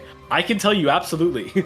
Dying in DRL is like one of the most like mentally taxing things that can happen, because you really feel like it's over, right? Like you really feel like you always assume that your opponent isn't making a mistake in any format, any competitive thing. You always just want to give your opponent the highest benefit of the doubt. So any death you just assume is a loss. Yeah. Right? You still play it out because you never know what happened to your opponent. Your opponent could have died 4 times at a score of 0. You always have to play it out, right? But you pretty much just assume that your opponent is going deathless. I will say dying and getting your mental back is so difficult. Yeah, because I also died too, and obviously like this is hindsight. Rambler also died once, but even in the game before I knew if Rambler actually died, I did fucking think to myself like, because the first death was me being an idiot, and then the second death was I just tilted off a cliff and was not thinking, and died purely because of tilt. And like obviously I made skill issues and stuff, but like I just was in another realm of all I saw was red. Like I did think to myself later in the game, I was like, man, it's really unfortunate once I calmed down that I tilted off a cliff and died there, because I maybe could have had a chance, right? Like with one death, I maybe could have had a chance, right? I did feel like at the time though 2 deaths pretty much sealed my fate, right? Like I was just totally. Like, it's also because I know Rambler and I know how he plays. I'm like, I think he could have died once, but no way Rambler does twice. But you know, it is what it is. It's obviously part of the game. It's what it's about. And being able to mitigate that stuff like is such a skill, and that's one of the reasons why it's so hard and should be so commended when players do go on incredible runs, because they're under such immense pressure. And also like all it takes is a lack of concentration in one little area and you're dead. Or you're trying to push too much for speed and you're dead, right? And when the margins are so thin in terms of life and death, and the punishment is so harsh, it is made exceptionally tough, because you know the person going across from you is also one of the best players in the world, and you're looking for every single advantage that you can get on pace while having to not make the mistake. It's just an absolutely it's a brutal way to play the game, but I think that's also part of the reason why it's so entertaining. Yeah, I mean, totally.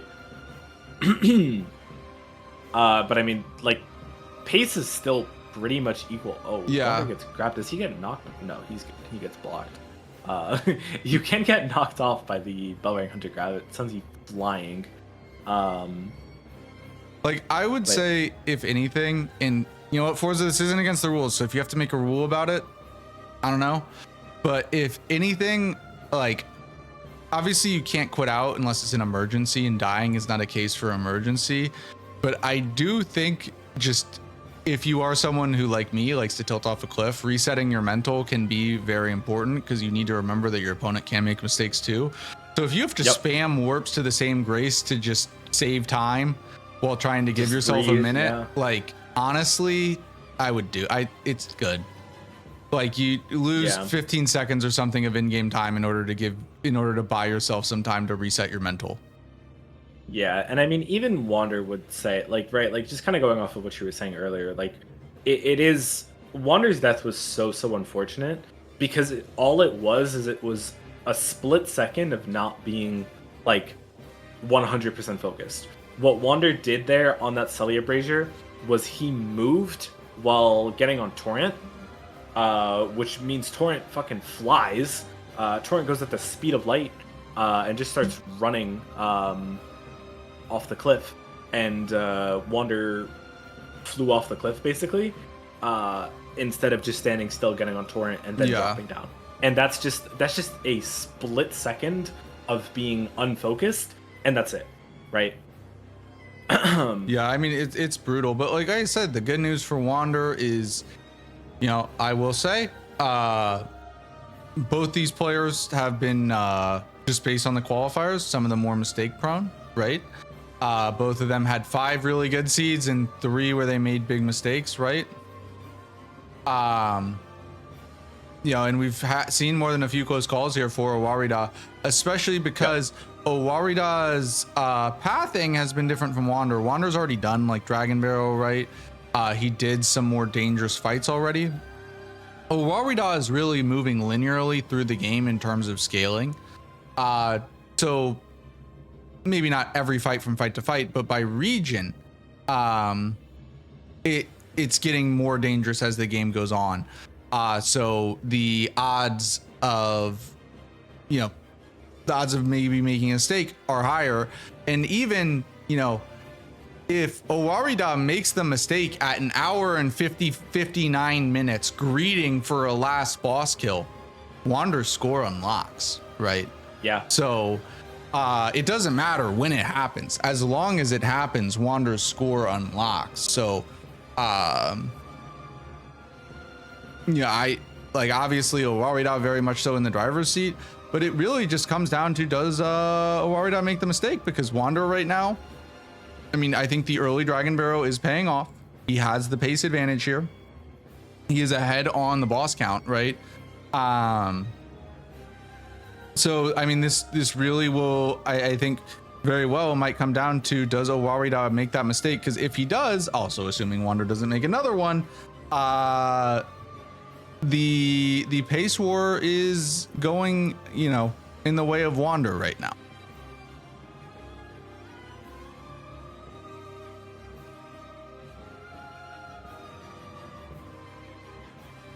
But we will see what happens. This catacomb here can be a very dangerous one.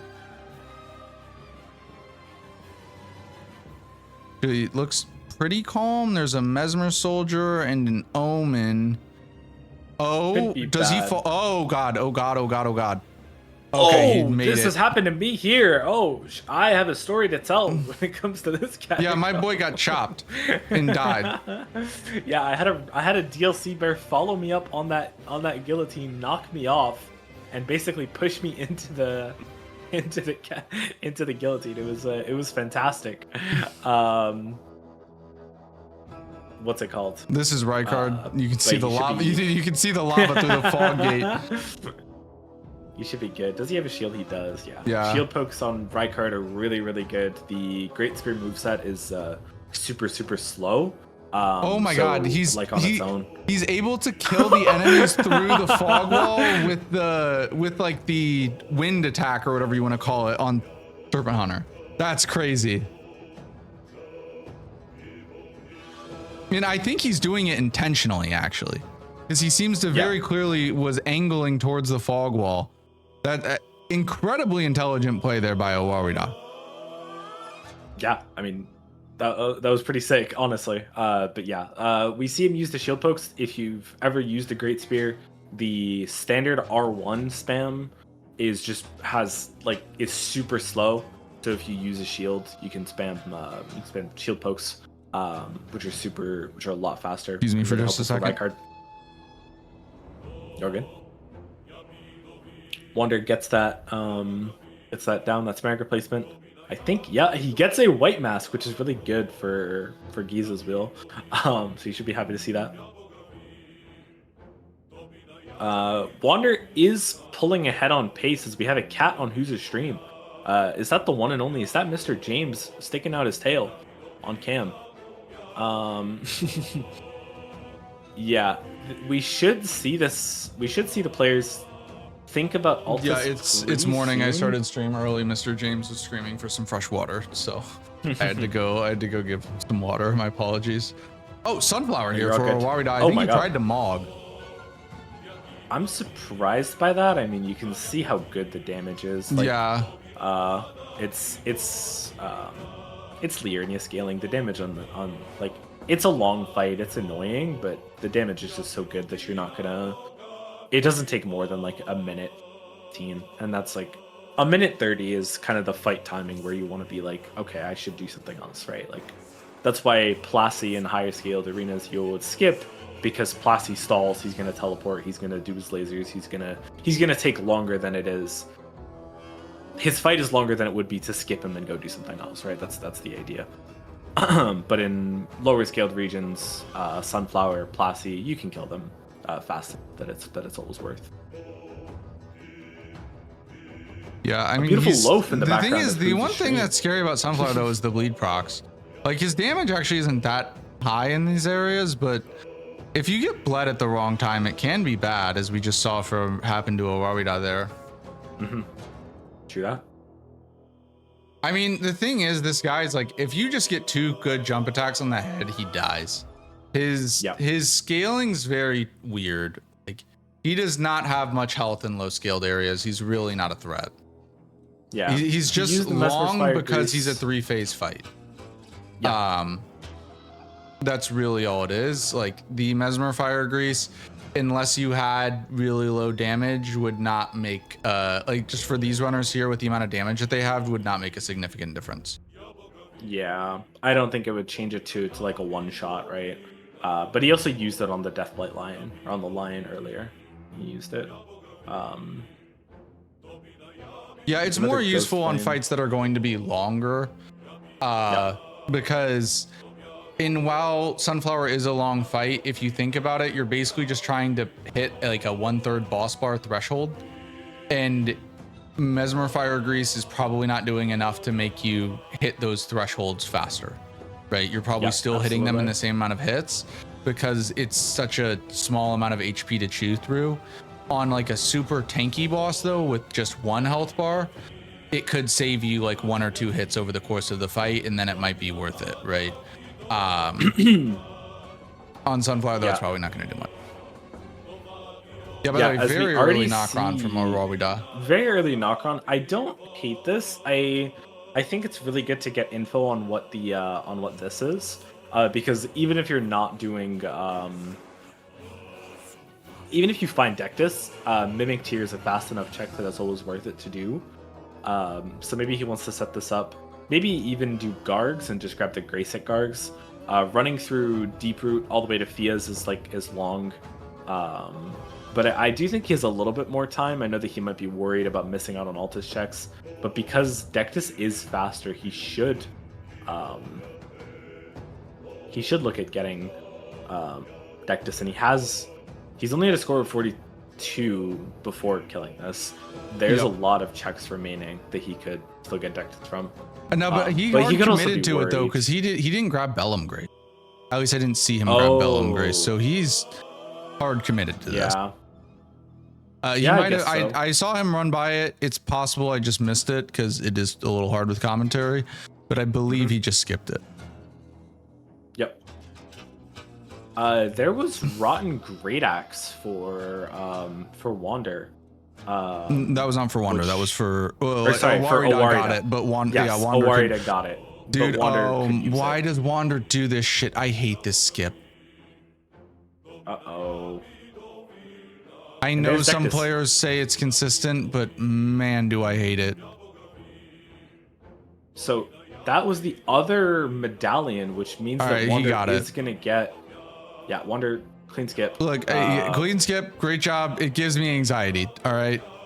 If you don't know, there's another skip that you can do that is, in my opinion, much more consistent and loses just a very slight bit of time.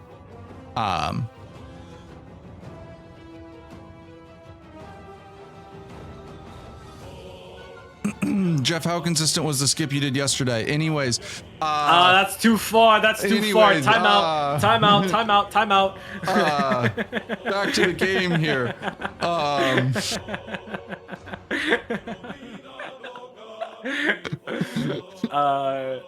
Wonder is gonna get decked. I remember. I'm assuming that Owarida found it. Do you remember where he found the left half of the medallion? I don't remember. Okay. Yeah, I mean, Wander could go Deathless here. Does anyone in chat know? where, because I'm assuming that Wander finds Dectus, in all honesty. Yeah. We got a Death Knight here from Owarida, and also Owarida skips off the jumps for the Rotten Great Axe. I know he has two-handed, but I personally disagree with that decision. Granted, honestly, getting Also, the Rot here could be good, but I would want to switch. He doesn't have straight an Ash, back. and this weapon is really bad without an Ash because it's innate dex scaling, which is really weird. You can put heavy. Oh, he's on it getting and start grabbed. get AR. Oh, he's getting grabbed. Oh, that's unfortunate. Dude, it did like no Not damage. gonna do a lot of. Yeah, but it doesn't do literally did damage, nothing. but it just heals up the Death Knight, which is scary. By the way, Wander is going fighting the into Deathlight Deathlight. Dancing Lion here. By the way, I do want to say if you guys are enjoying the DRL action, be sure to stick around not only until the end of this game, but we have another exciting game coming up after this one. Wander! As 7-seed Sci-Fi Code will be going up against 10-seed Lazy Helios, and holy shit, that's a lot of frogs. Wander pulls all of the basilisks. And he's almost naked. Like, he really has to be careful here because. He gets a stagger. Okay, Take the that riposte. should be good. He should be. All good. right, he's got it. That match will start in an hour from now. Basically, Yep. right at the conclusion of this match, we will be getting transitioned over. Yeah. Clean Death Knight for Owarida. I think it's Gets it down. 10%, Probably- Uncle. I think it's 10%, but I could be wrong. It is more. Yeah, it's 10% extra lightning damage in water and 10% less fire damage in water. By the way, normally I would like to do a post-match interview, but because it is a short turnaround, I don't think we're going to be able to, just letting you guys know. I might try to see if, I don't know, maybe Wander wants to join or something at some point, but I don't think we'll be able to just because we need to get turned around for the next game. Yep. Excuse me.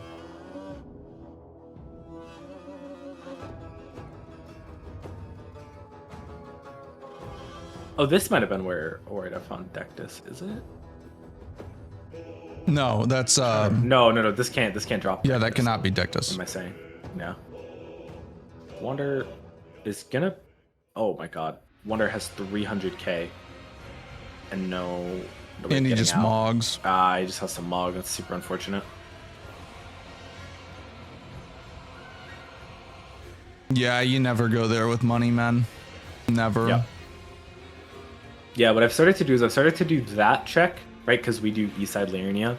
I've started to do that check, and 90% of the time you have to mog there. So you do that check into the Temple Quarter chain, because you need to port back to South Raya usually. As we have Owarida going into Soluria. I don't think Soluria is too high scaled. No, but we did see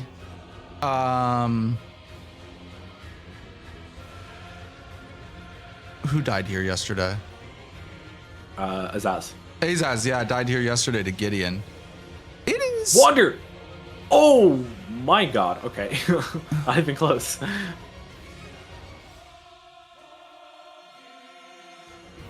Azaz, don't worry about it. You're continuing the legacy of the top seeds making mistakes. Goddamn Iron for not continuing. We had a gentleman's Iron. Come on, man. You were supposed to die and lose. We GA'd all the top 4 seeds. He didn't agree, apparently. Make the greatest losers Yeah. make the most hyped losers bracket of all time. But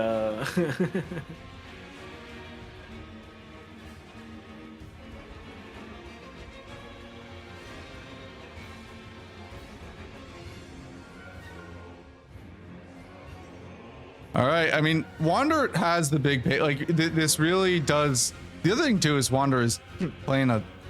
I mean, Wander could easily make another mistake too, but ultimately this really is coming down to just all eyes on Owarida. Like Wander's pace Yeah. advantage has opened up, for sure, right?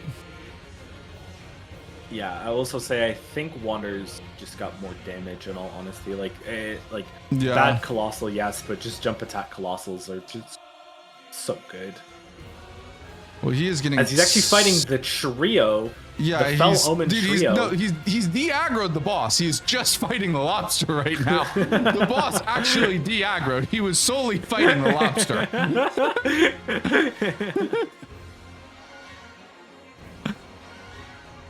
He is getting completely blasted.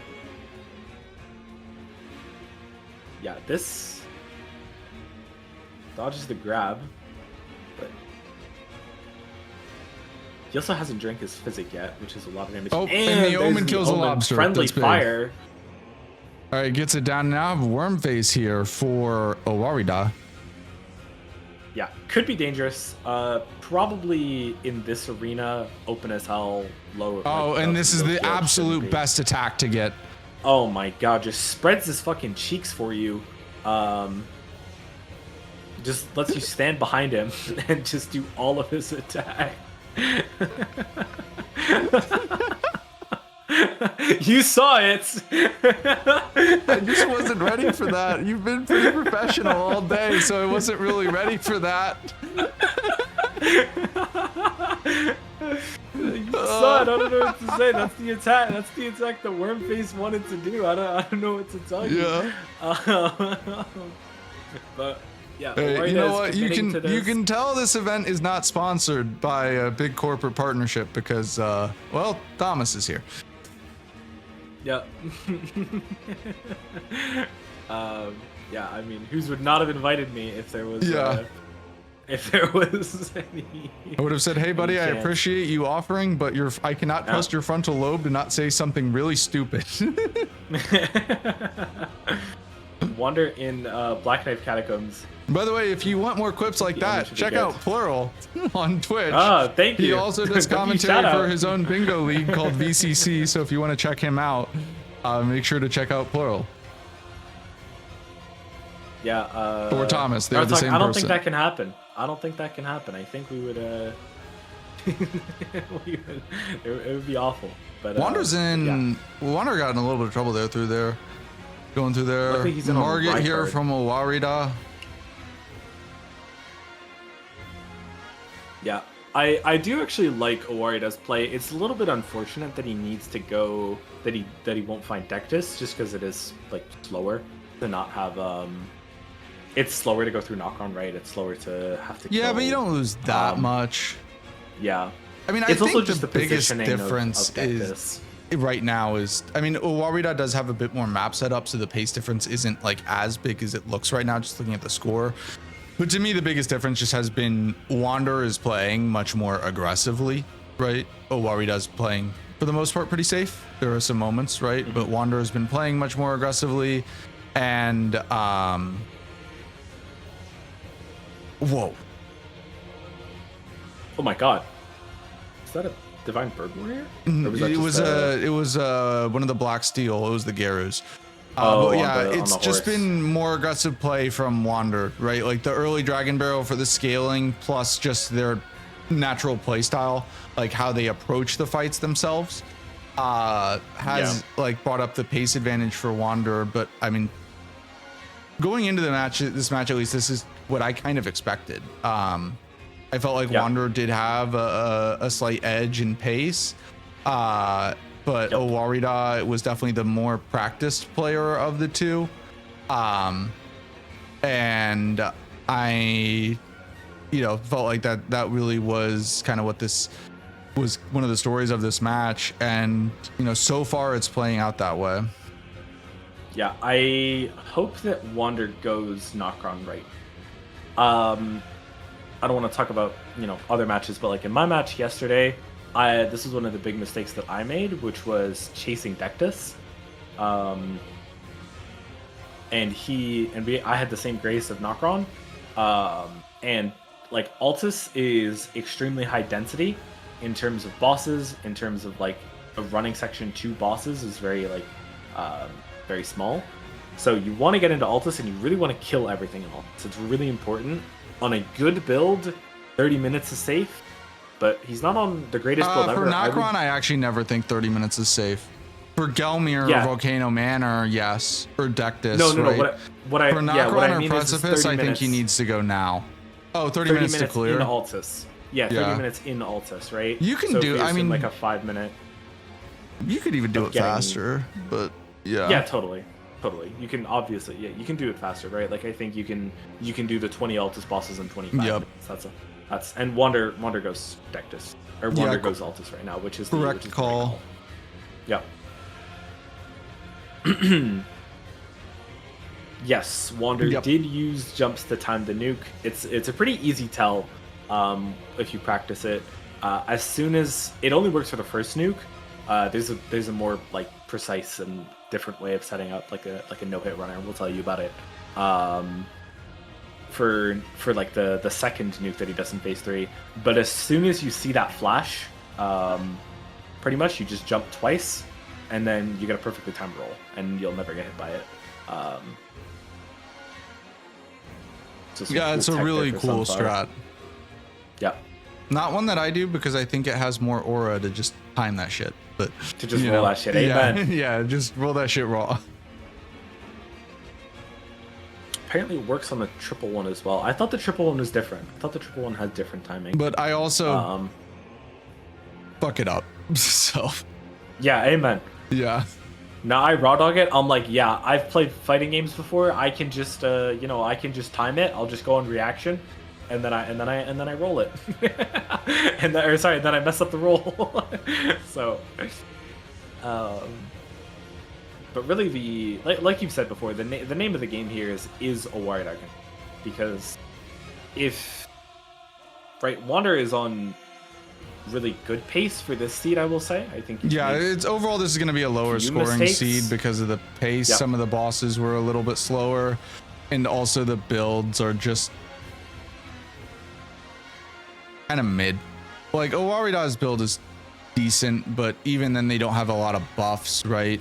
Like I would say Owarida's their builds are probably above the median, but the high tier builds are so much better than the median, right?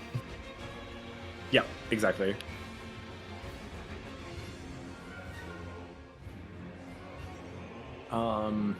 Is this Watchdog with imps? This is a scary one here. I think so. Whoa. Oh. I mean, those imps actually don't hit that hard. It's the bleed. They bleed you on every hit, and if you get like put in the blender between multiple of them, you will, like, the boss and the imps attacking you at the same time is how well, like, it is how you'll die, right? That's he's overall playing this pretty carefully right now, rolling in on the fire. All right, that's the last imp dead. All right, that's big. Now it's just the Watchdog. He's good. I think, I'm not sure, but I'd be curious to see it because I know this does work a lot of the time. I think if he would have had like a kukri or something, threw a kukri at the Watchdog, he might have been able to bait it away from the imp's aggro range, but I'm not 100%. Yep.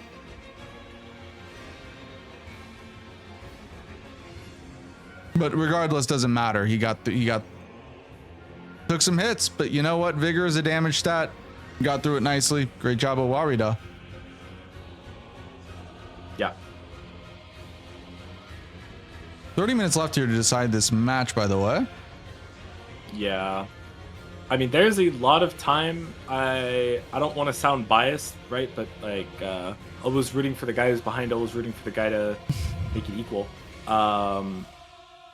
There's a lot of time for a death, right? Like there's totally not because he's friends with Wander, totally just because he's rooting to even it up, right? Yeah, I mean, but it's not even rooting for Wander here, but it is something that like Owarida has to be very careful about. Yeah, and I think one of the highest likelihood of a death is going to be, right, when you're at that kind of like last 10 minutes of like a go, hit as many bosses as I can, greed to high heaven on bosses, right? That is that is when you're gonna die if you die.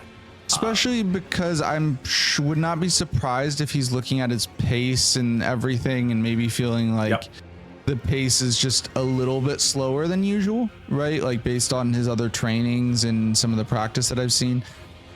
I'd say the pace is just a touch slower than a standard seed, right? So But that can get in your head as a player, right? Sometimes it's really hard to tell, is my pace lower because the seed's bad, which in this case it is, or is my pace lower? Like you might think instead of pace lower because seed bad, pace lower because I'm playing bad, right? So as a result, you try to greed more to make up for it, and then that's where mistakes can happen, right? I don't know what Owarida's thought process here is, but I do think that could get in your head, right? And cause you to play unnecessarily aggressive.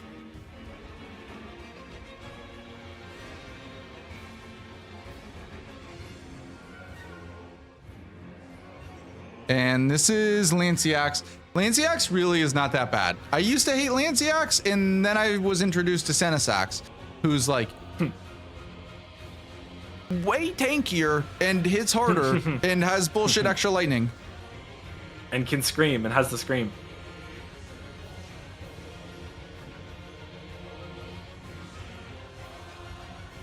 Yeah, well said, Darls. I mean, people, there are people who are pushing it. I think Owarida is playing pretty safe, which is serving him really well, in all honesty. But you never know if and when someone wants to kind of push in this format. And I think if someone is going to push, it is going to be at the end there, and it is going to be now, if at all. As he has a Tibia and Fortisux for the Tree Sun duo. Did he just make Fortisux mad?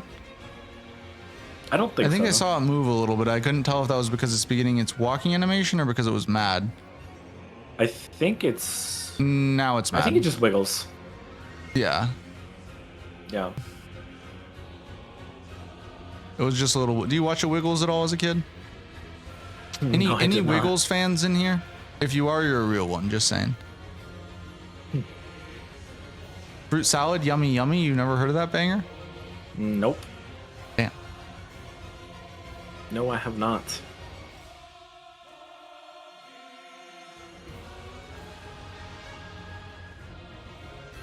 So far, really nice job on the Fortisux. Yeah. Flies around, decides to be a stupid dragon, does his thing. Yep. Whoa, gets blocked there, but overall gets it down. Fine. Very nice, good job by Owarida. Yep. Should be well done.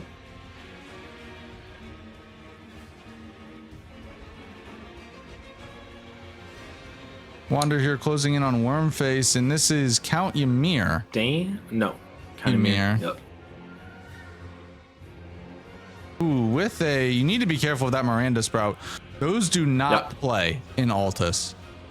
Yeah, neither does Ymir, in all honesty. I mean, Ymir is not Gideon, but still a sorcerer NPC, and Ymir's, like, finger spells, like the one that he like gets off the ground, that one right there, that does so much damage. Yeah, if you get hit by it. For anyone Wander's death. Go ahead. Yeah, go. You got it. Okay, yeah, Wander's death. It was gravity. He was on his way to Nox Duo in Kaled. He lit the brazier, and then instead of getting on Torrent without moving, he got on Torrent while full running, and just sprinted off the top of the tower and died to fall damage. An extremely unfortunate death. Yeah, it was. It's one of the reasons why this format's so harsh, right? It's such a simple lapse in judgment, right? Which is so easy to do when you're under speed pressure, right? Like, yep. I think this is what makes this so hard. Like, if you were just doing a normal, like, French challenge or something, I would say that death's pretty inexcusable, right? Because it's like, why? Like, why are you not just making sure you're super careful? But like in this format, you're trying to save every second you can, right?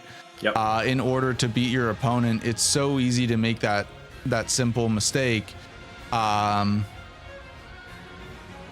Tree Spirit and a potential Rune Bear is what it is. Try to cut you off.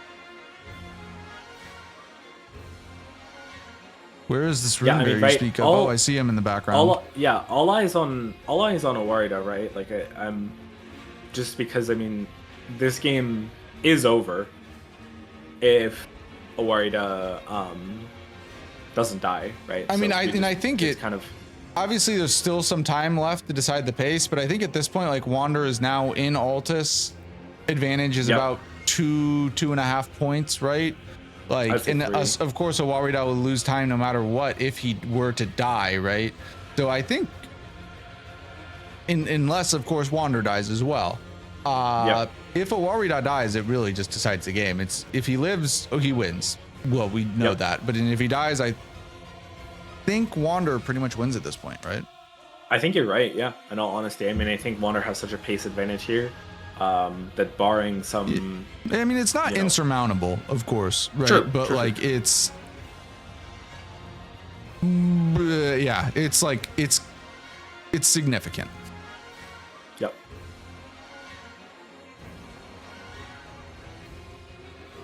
Leonine, famous asshole, but can just be staggered. So can just simply jump and R2 or L1. Jump, stop thinking, press L1, you're gonna be good.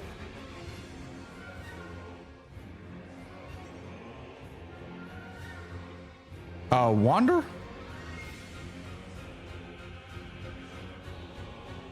Dude, he's yeah, I mean, playing so aggressive.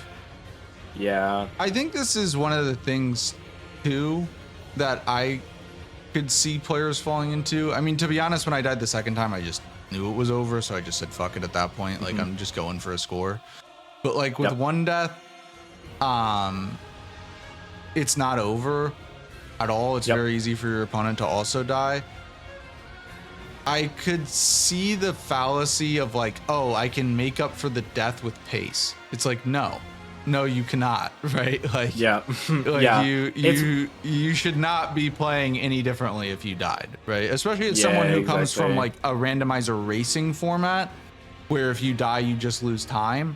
Like it is very, and I know Wander does too. It's very natural for us to be like, oh, I died, thus I must be even more aggressive because I just had a time loss, right? And I need to make up for that time loss. But in this, there's nothing you can do to make up for the time loss. The reality is like, the time loss of dying, there's nothing you can do to make up for it. Yeah, there's nothing you can do other than start praying. If you die. And it's one of those things that you really should just make sure that you are as safe as possible to not die.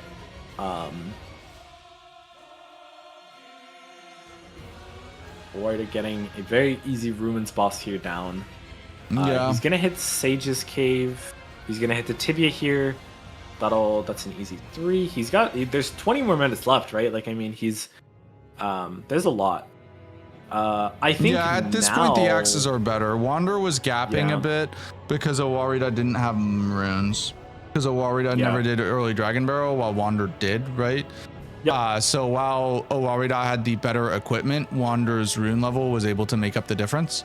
But at this point, the axes are definitely better. Yeah. Super clean Dane there. But we do see Wander going with the throwable strat that I was talking about earlier, and it does seem to be working. Yeah. If you ever fight the Semshade with ads, as we call it, it's the boss in the Black Knife Catacombs originally in Liurnia. It's a Semshade with surrounded by a bunch of skeletons. If you ever fight that, the Semshade has a much bigger aggro range. Wander, both players are going for us. Well, Wander is going for this right now. Wander is going for this. I don't know. He sensed this. He makes it look consistent. I learned this for a different rando format. I never felt that it... Oh.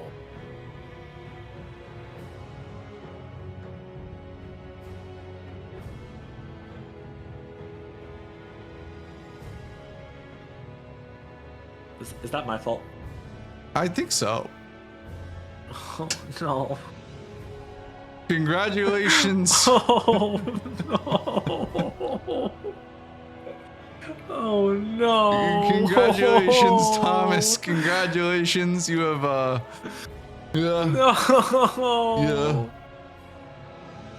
Oh, I mean, I wasn't trying to say he always makes it look consistent. I was just trying to say I've seen him do it once before and he made it look consistent.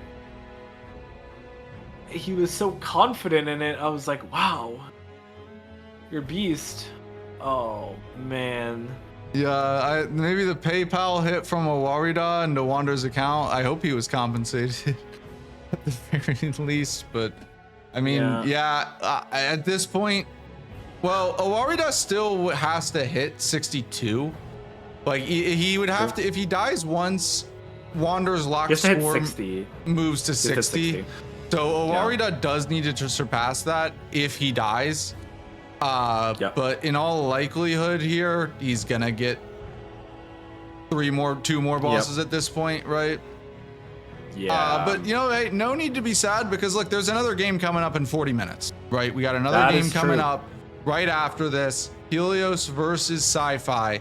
Right on this channel, we'll be here. Yes, and stick around. Yeah. That game is gonna be crazy. This game is also delivered, by the way. Sorry, I'm not trying to like downplay this, but the Sci-Fi versus Helios game is gonna be really good. Yeah, I mean it's just 2 gravity deaths. Like that's yeah. I mean it's unfortunate, but it is what it is. It's the name of the game, right? It's the risk that you take when you greed for that little bit of extra pace. Sometimes you lose the race. That's bars. This event does feel a bit to me like almost like being a race car driver, but in Elden Ring, in the sense of it's like, you know, if you're a racing driver, you push too much into one corner and you hit the wall and you're done, right? It kind of feels like that. But obviously just in Elden Ring. Yeah.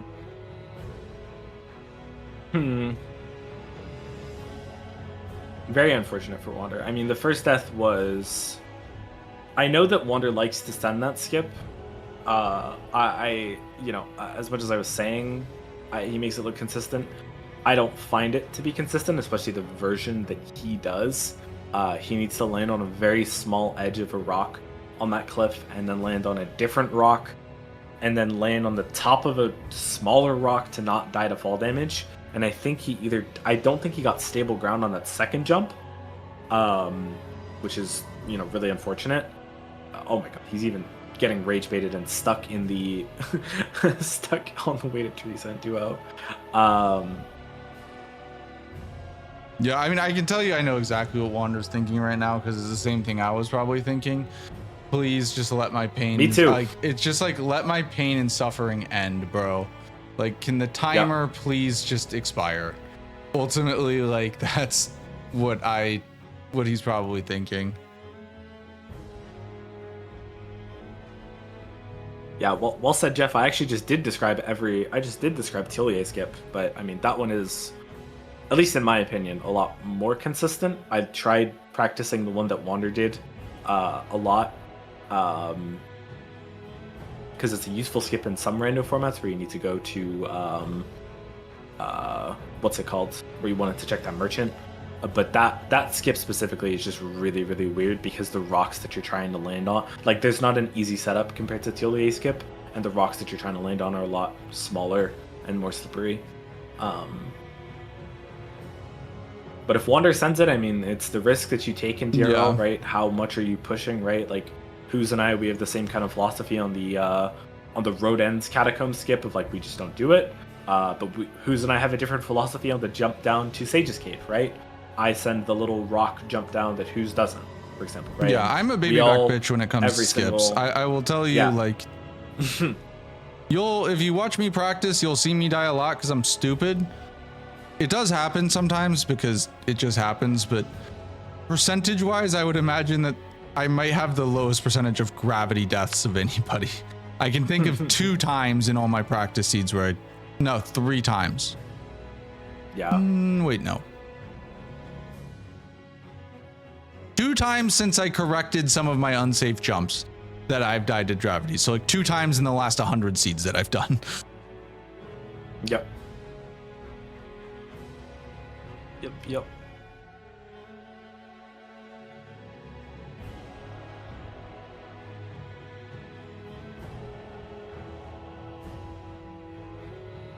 I do just want to highlight Owarida's just, I mean, at the end of the day, it's a deathless run first, right? Yep. And Owarida has, bro, I did it again. This is. Oh my God, I didn't do it. Okay, thank God. I really thought. I really thought that he was dead. I was like, I did it again. Oh, it's all good, King Arthur. One thing to know about me, King Arthur, is that I'm tremendously motivated by spite. Not exactly healthy, but it does work for me, so.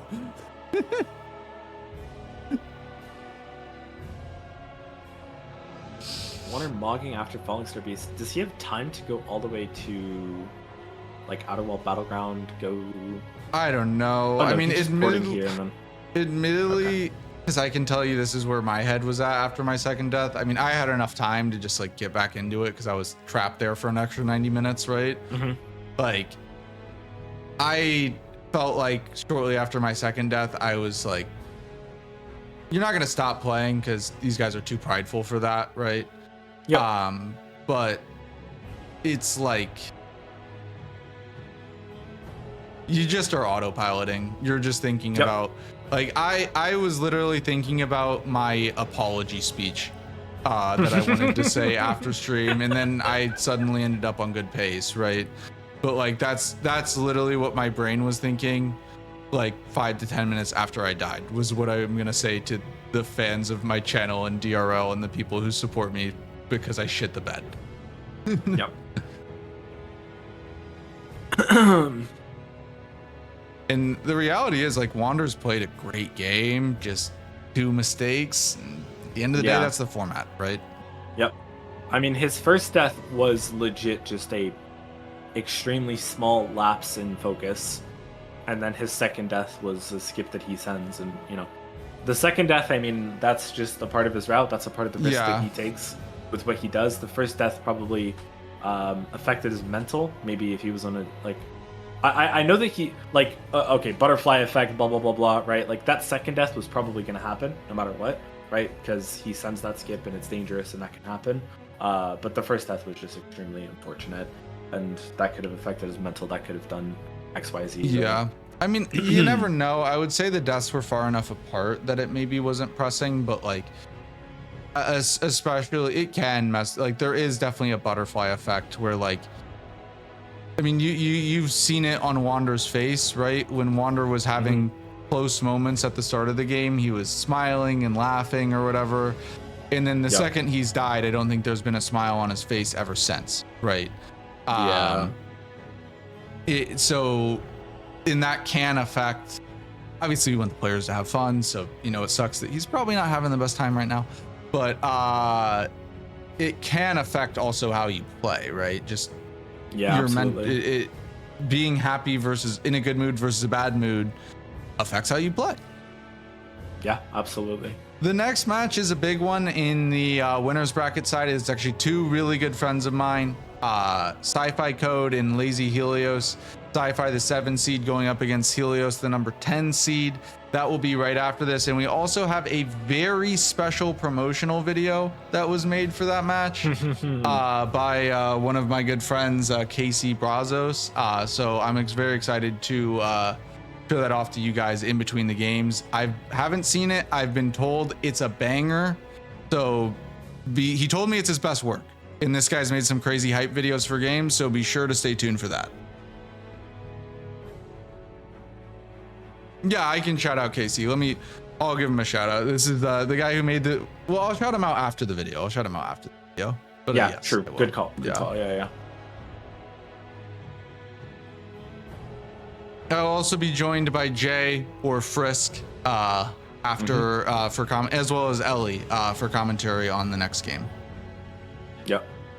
And good news, chat, Frisk is really hot. His wife will tell you that. So, you know, plenty of we'll get this ugly guy you. Yeah. off. It'll be good. There'll be eye candy on screen. Whoa, pause. But Owari, barring no major incidents here in the last 10 minutes of 2 deaths, should take this home. Really unfortunate. Yeah, I mean, he needs 2 deaths at this. It has to be 2 deaths in the last 10 minutes.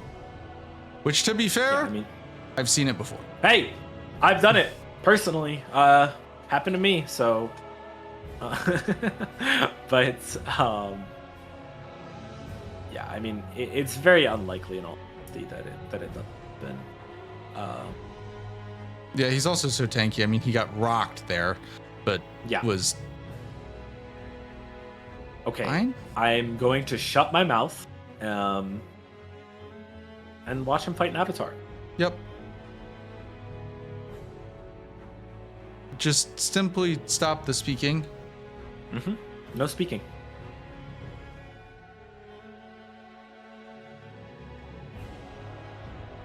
This is so close.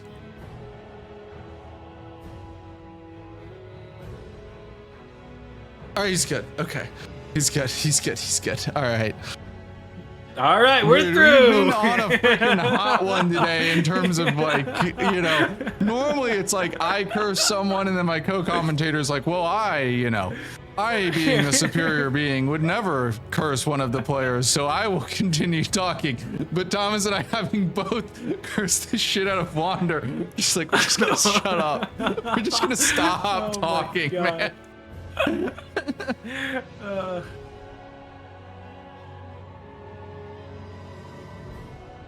All right. 8 more minutes left for Owarida. Kind of all eyes on him, right? Yeah. I mean, massively. He just has to bring it home, right? Yeah. I mean, hell, he can even die once. He can limp across the finish line, right? He just has to bring it home. Yeah. I mean, 2 very unfortunate deaths, and I mean, I know that we're singing Wander's praises, but Owarida has played this very well. He's played it very well. But I mean, that's how it always goes. That's the reality of, like, elimination thing, because Owarida you will be seeing again. He will live to fight another day, whether it's on my channel or someone else's. Like, you know, Owarida will, you know, has more days left in the sun, but this is very likely Wander's last day. Yep. And it really sucks too in a format like this, right? You work so hard, 8 qualifier seeds, you know, for just to go out in the very first opportunity. Especially because Wander was quite a high seed, 19 seed, very close to making that 16 seed cutoff, and then having you know, the extra life being top 16. If you don't know, have effectively an extra life. It is double elimination for the top 16, while if you are in the bottom 16, it is as if you already lost in the first round of the double elimination to reward high qualifying position. So Wander, you know, had to start out in losers, very nearly made the winner's side of things, and then just, you know, to go out in the first round is brutal, put it simply. Yeah. Having that extra life in this format is so helpful, in all honesty.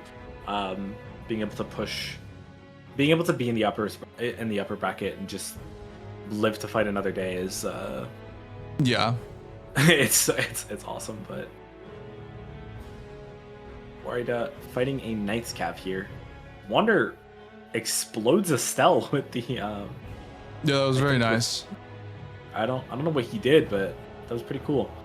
It might have been, I've seen people, it was either a volcano stone or it might have been a fire pot, because you start with fire pots.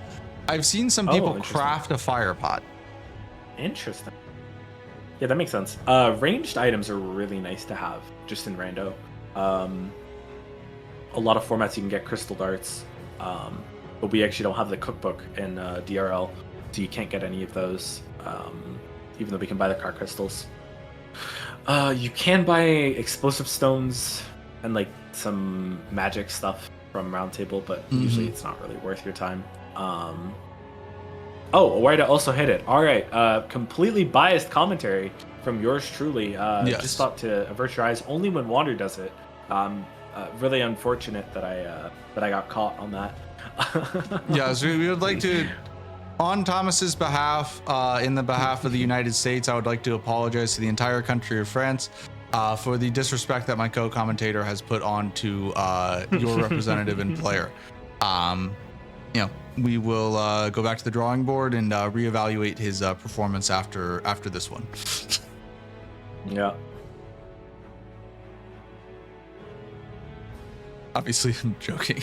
I saw your face kind of drop for a second. I was like, wait, does he think I'm serious? No. I was also kidding. I didn't see Owarida do it, and I was like, oh, that's cool tech from Wanders. I was just like, I thought I'd play into the pit. But yeah, I mean, here's Borealis. I think. Yeah, I mean, Borealis can be for scary. Nah, get beautiful. I mean, first of all, really well done. He's got standard damage. Pretty good on Borealis. Oh. Yeah. I mean, Wander's just Wander's out of it. Yeah, he's not himself. I can tell you, having known Wander for a very long time, this is the benefit of being friends with someone. He is a player who is, I guess, a very emotional player in that sense, right? Like, I think vibes and things are important to everybody, but him especially. Yep. When things go right, they go really right, and when things go wrong, they go really wrong. It doesn't happen often because he is, such an amazing player. But this is just one of those days, right? And and he's not himself. He's pissed. Yep. I can tell. Wander's normally one of the happiest, smiley guys I know. I haven't seen him smile in an hour. Right. Yeah. It is extremely unfortunate, in all honesty. Yeah. Because even with 3 deaths, he is still ahead on pace, and that's the risk of this format, right? That is the Owarida has played it well. He's beating the guys. What was your phrasing that you used? It's not about beating everyone. It's just about beating the guy in front of you. How did you word that? Yeah. You said it pretty well. I mean, I was talking about of course, this bit me in the ass, but I was saying in the qualifiers, I was really trying to get the #1 seed, but now I just have to beat the person in front of you, right? Like, at the end of the day, the thing with a knockout stage is if there were 1,000 people playing, hypothetically, you could finish second to last out of 1,000, so long as your opponent is the guy in last, right? But that also, it does not apply in this case because Owarida's playing very well. I know the score might be lower than you're used to seeing, but this has not been a good seed. This has been an awful seed in all honesty. Yeah. So it is very hard to compare performances across seeds purely just based on the scores, right? Looking at the qualifiers, for example, in terms of the winning score on the seed, there was an 8-point gap between the highest scoring seed and the lowest scoring seed, right? So, you just cannot compare that. But I do not want to take anything away from Owarida's performance because he has played incredibly well and absolutely deserves to win this match. It's been a hell of a job by him. He should be incredibly proud and represented himself and his community incredibly well. Yeah. All of France. Absolutely. Yeah. Felicitations to Owarida and all of the French supporters. Yes, today France wins. France wins, indeed.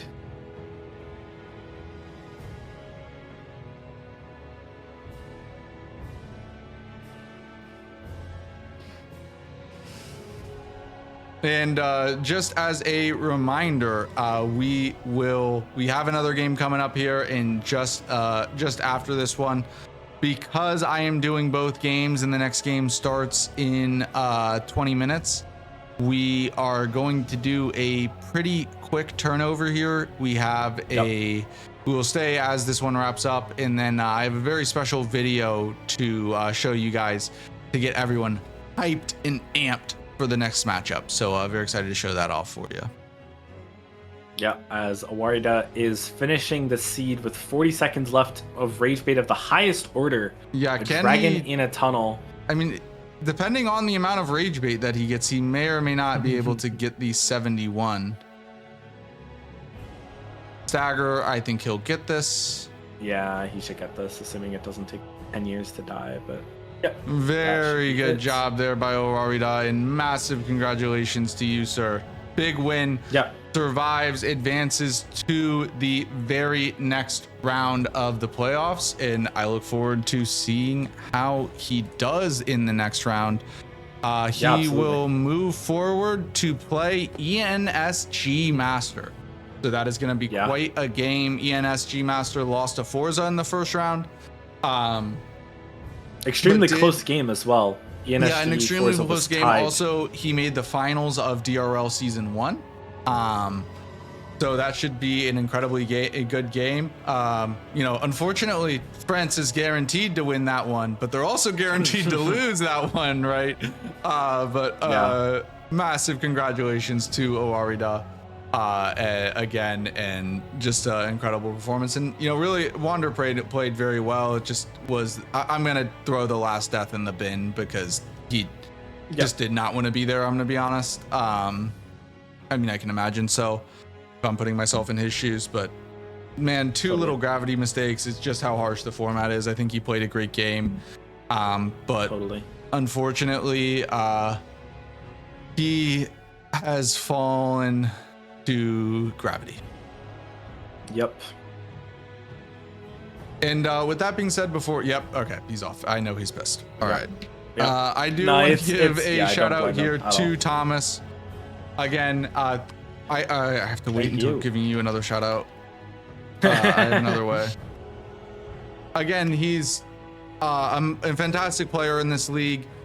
He is in the winners quarterfinals, right? Won his first round matchup against Azaz, upset the number 4 seed, and is also a fantastic, getting into streaming and creating. He's running a bingo league called the Veil Break Championship Circuit, and doing commentary on matches there. So if you enjoy watching Thomas, you want to see more of his gameplay or his commentary, please give him a follow. I'd really appreciate it.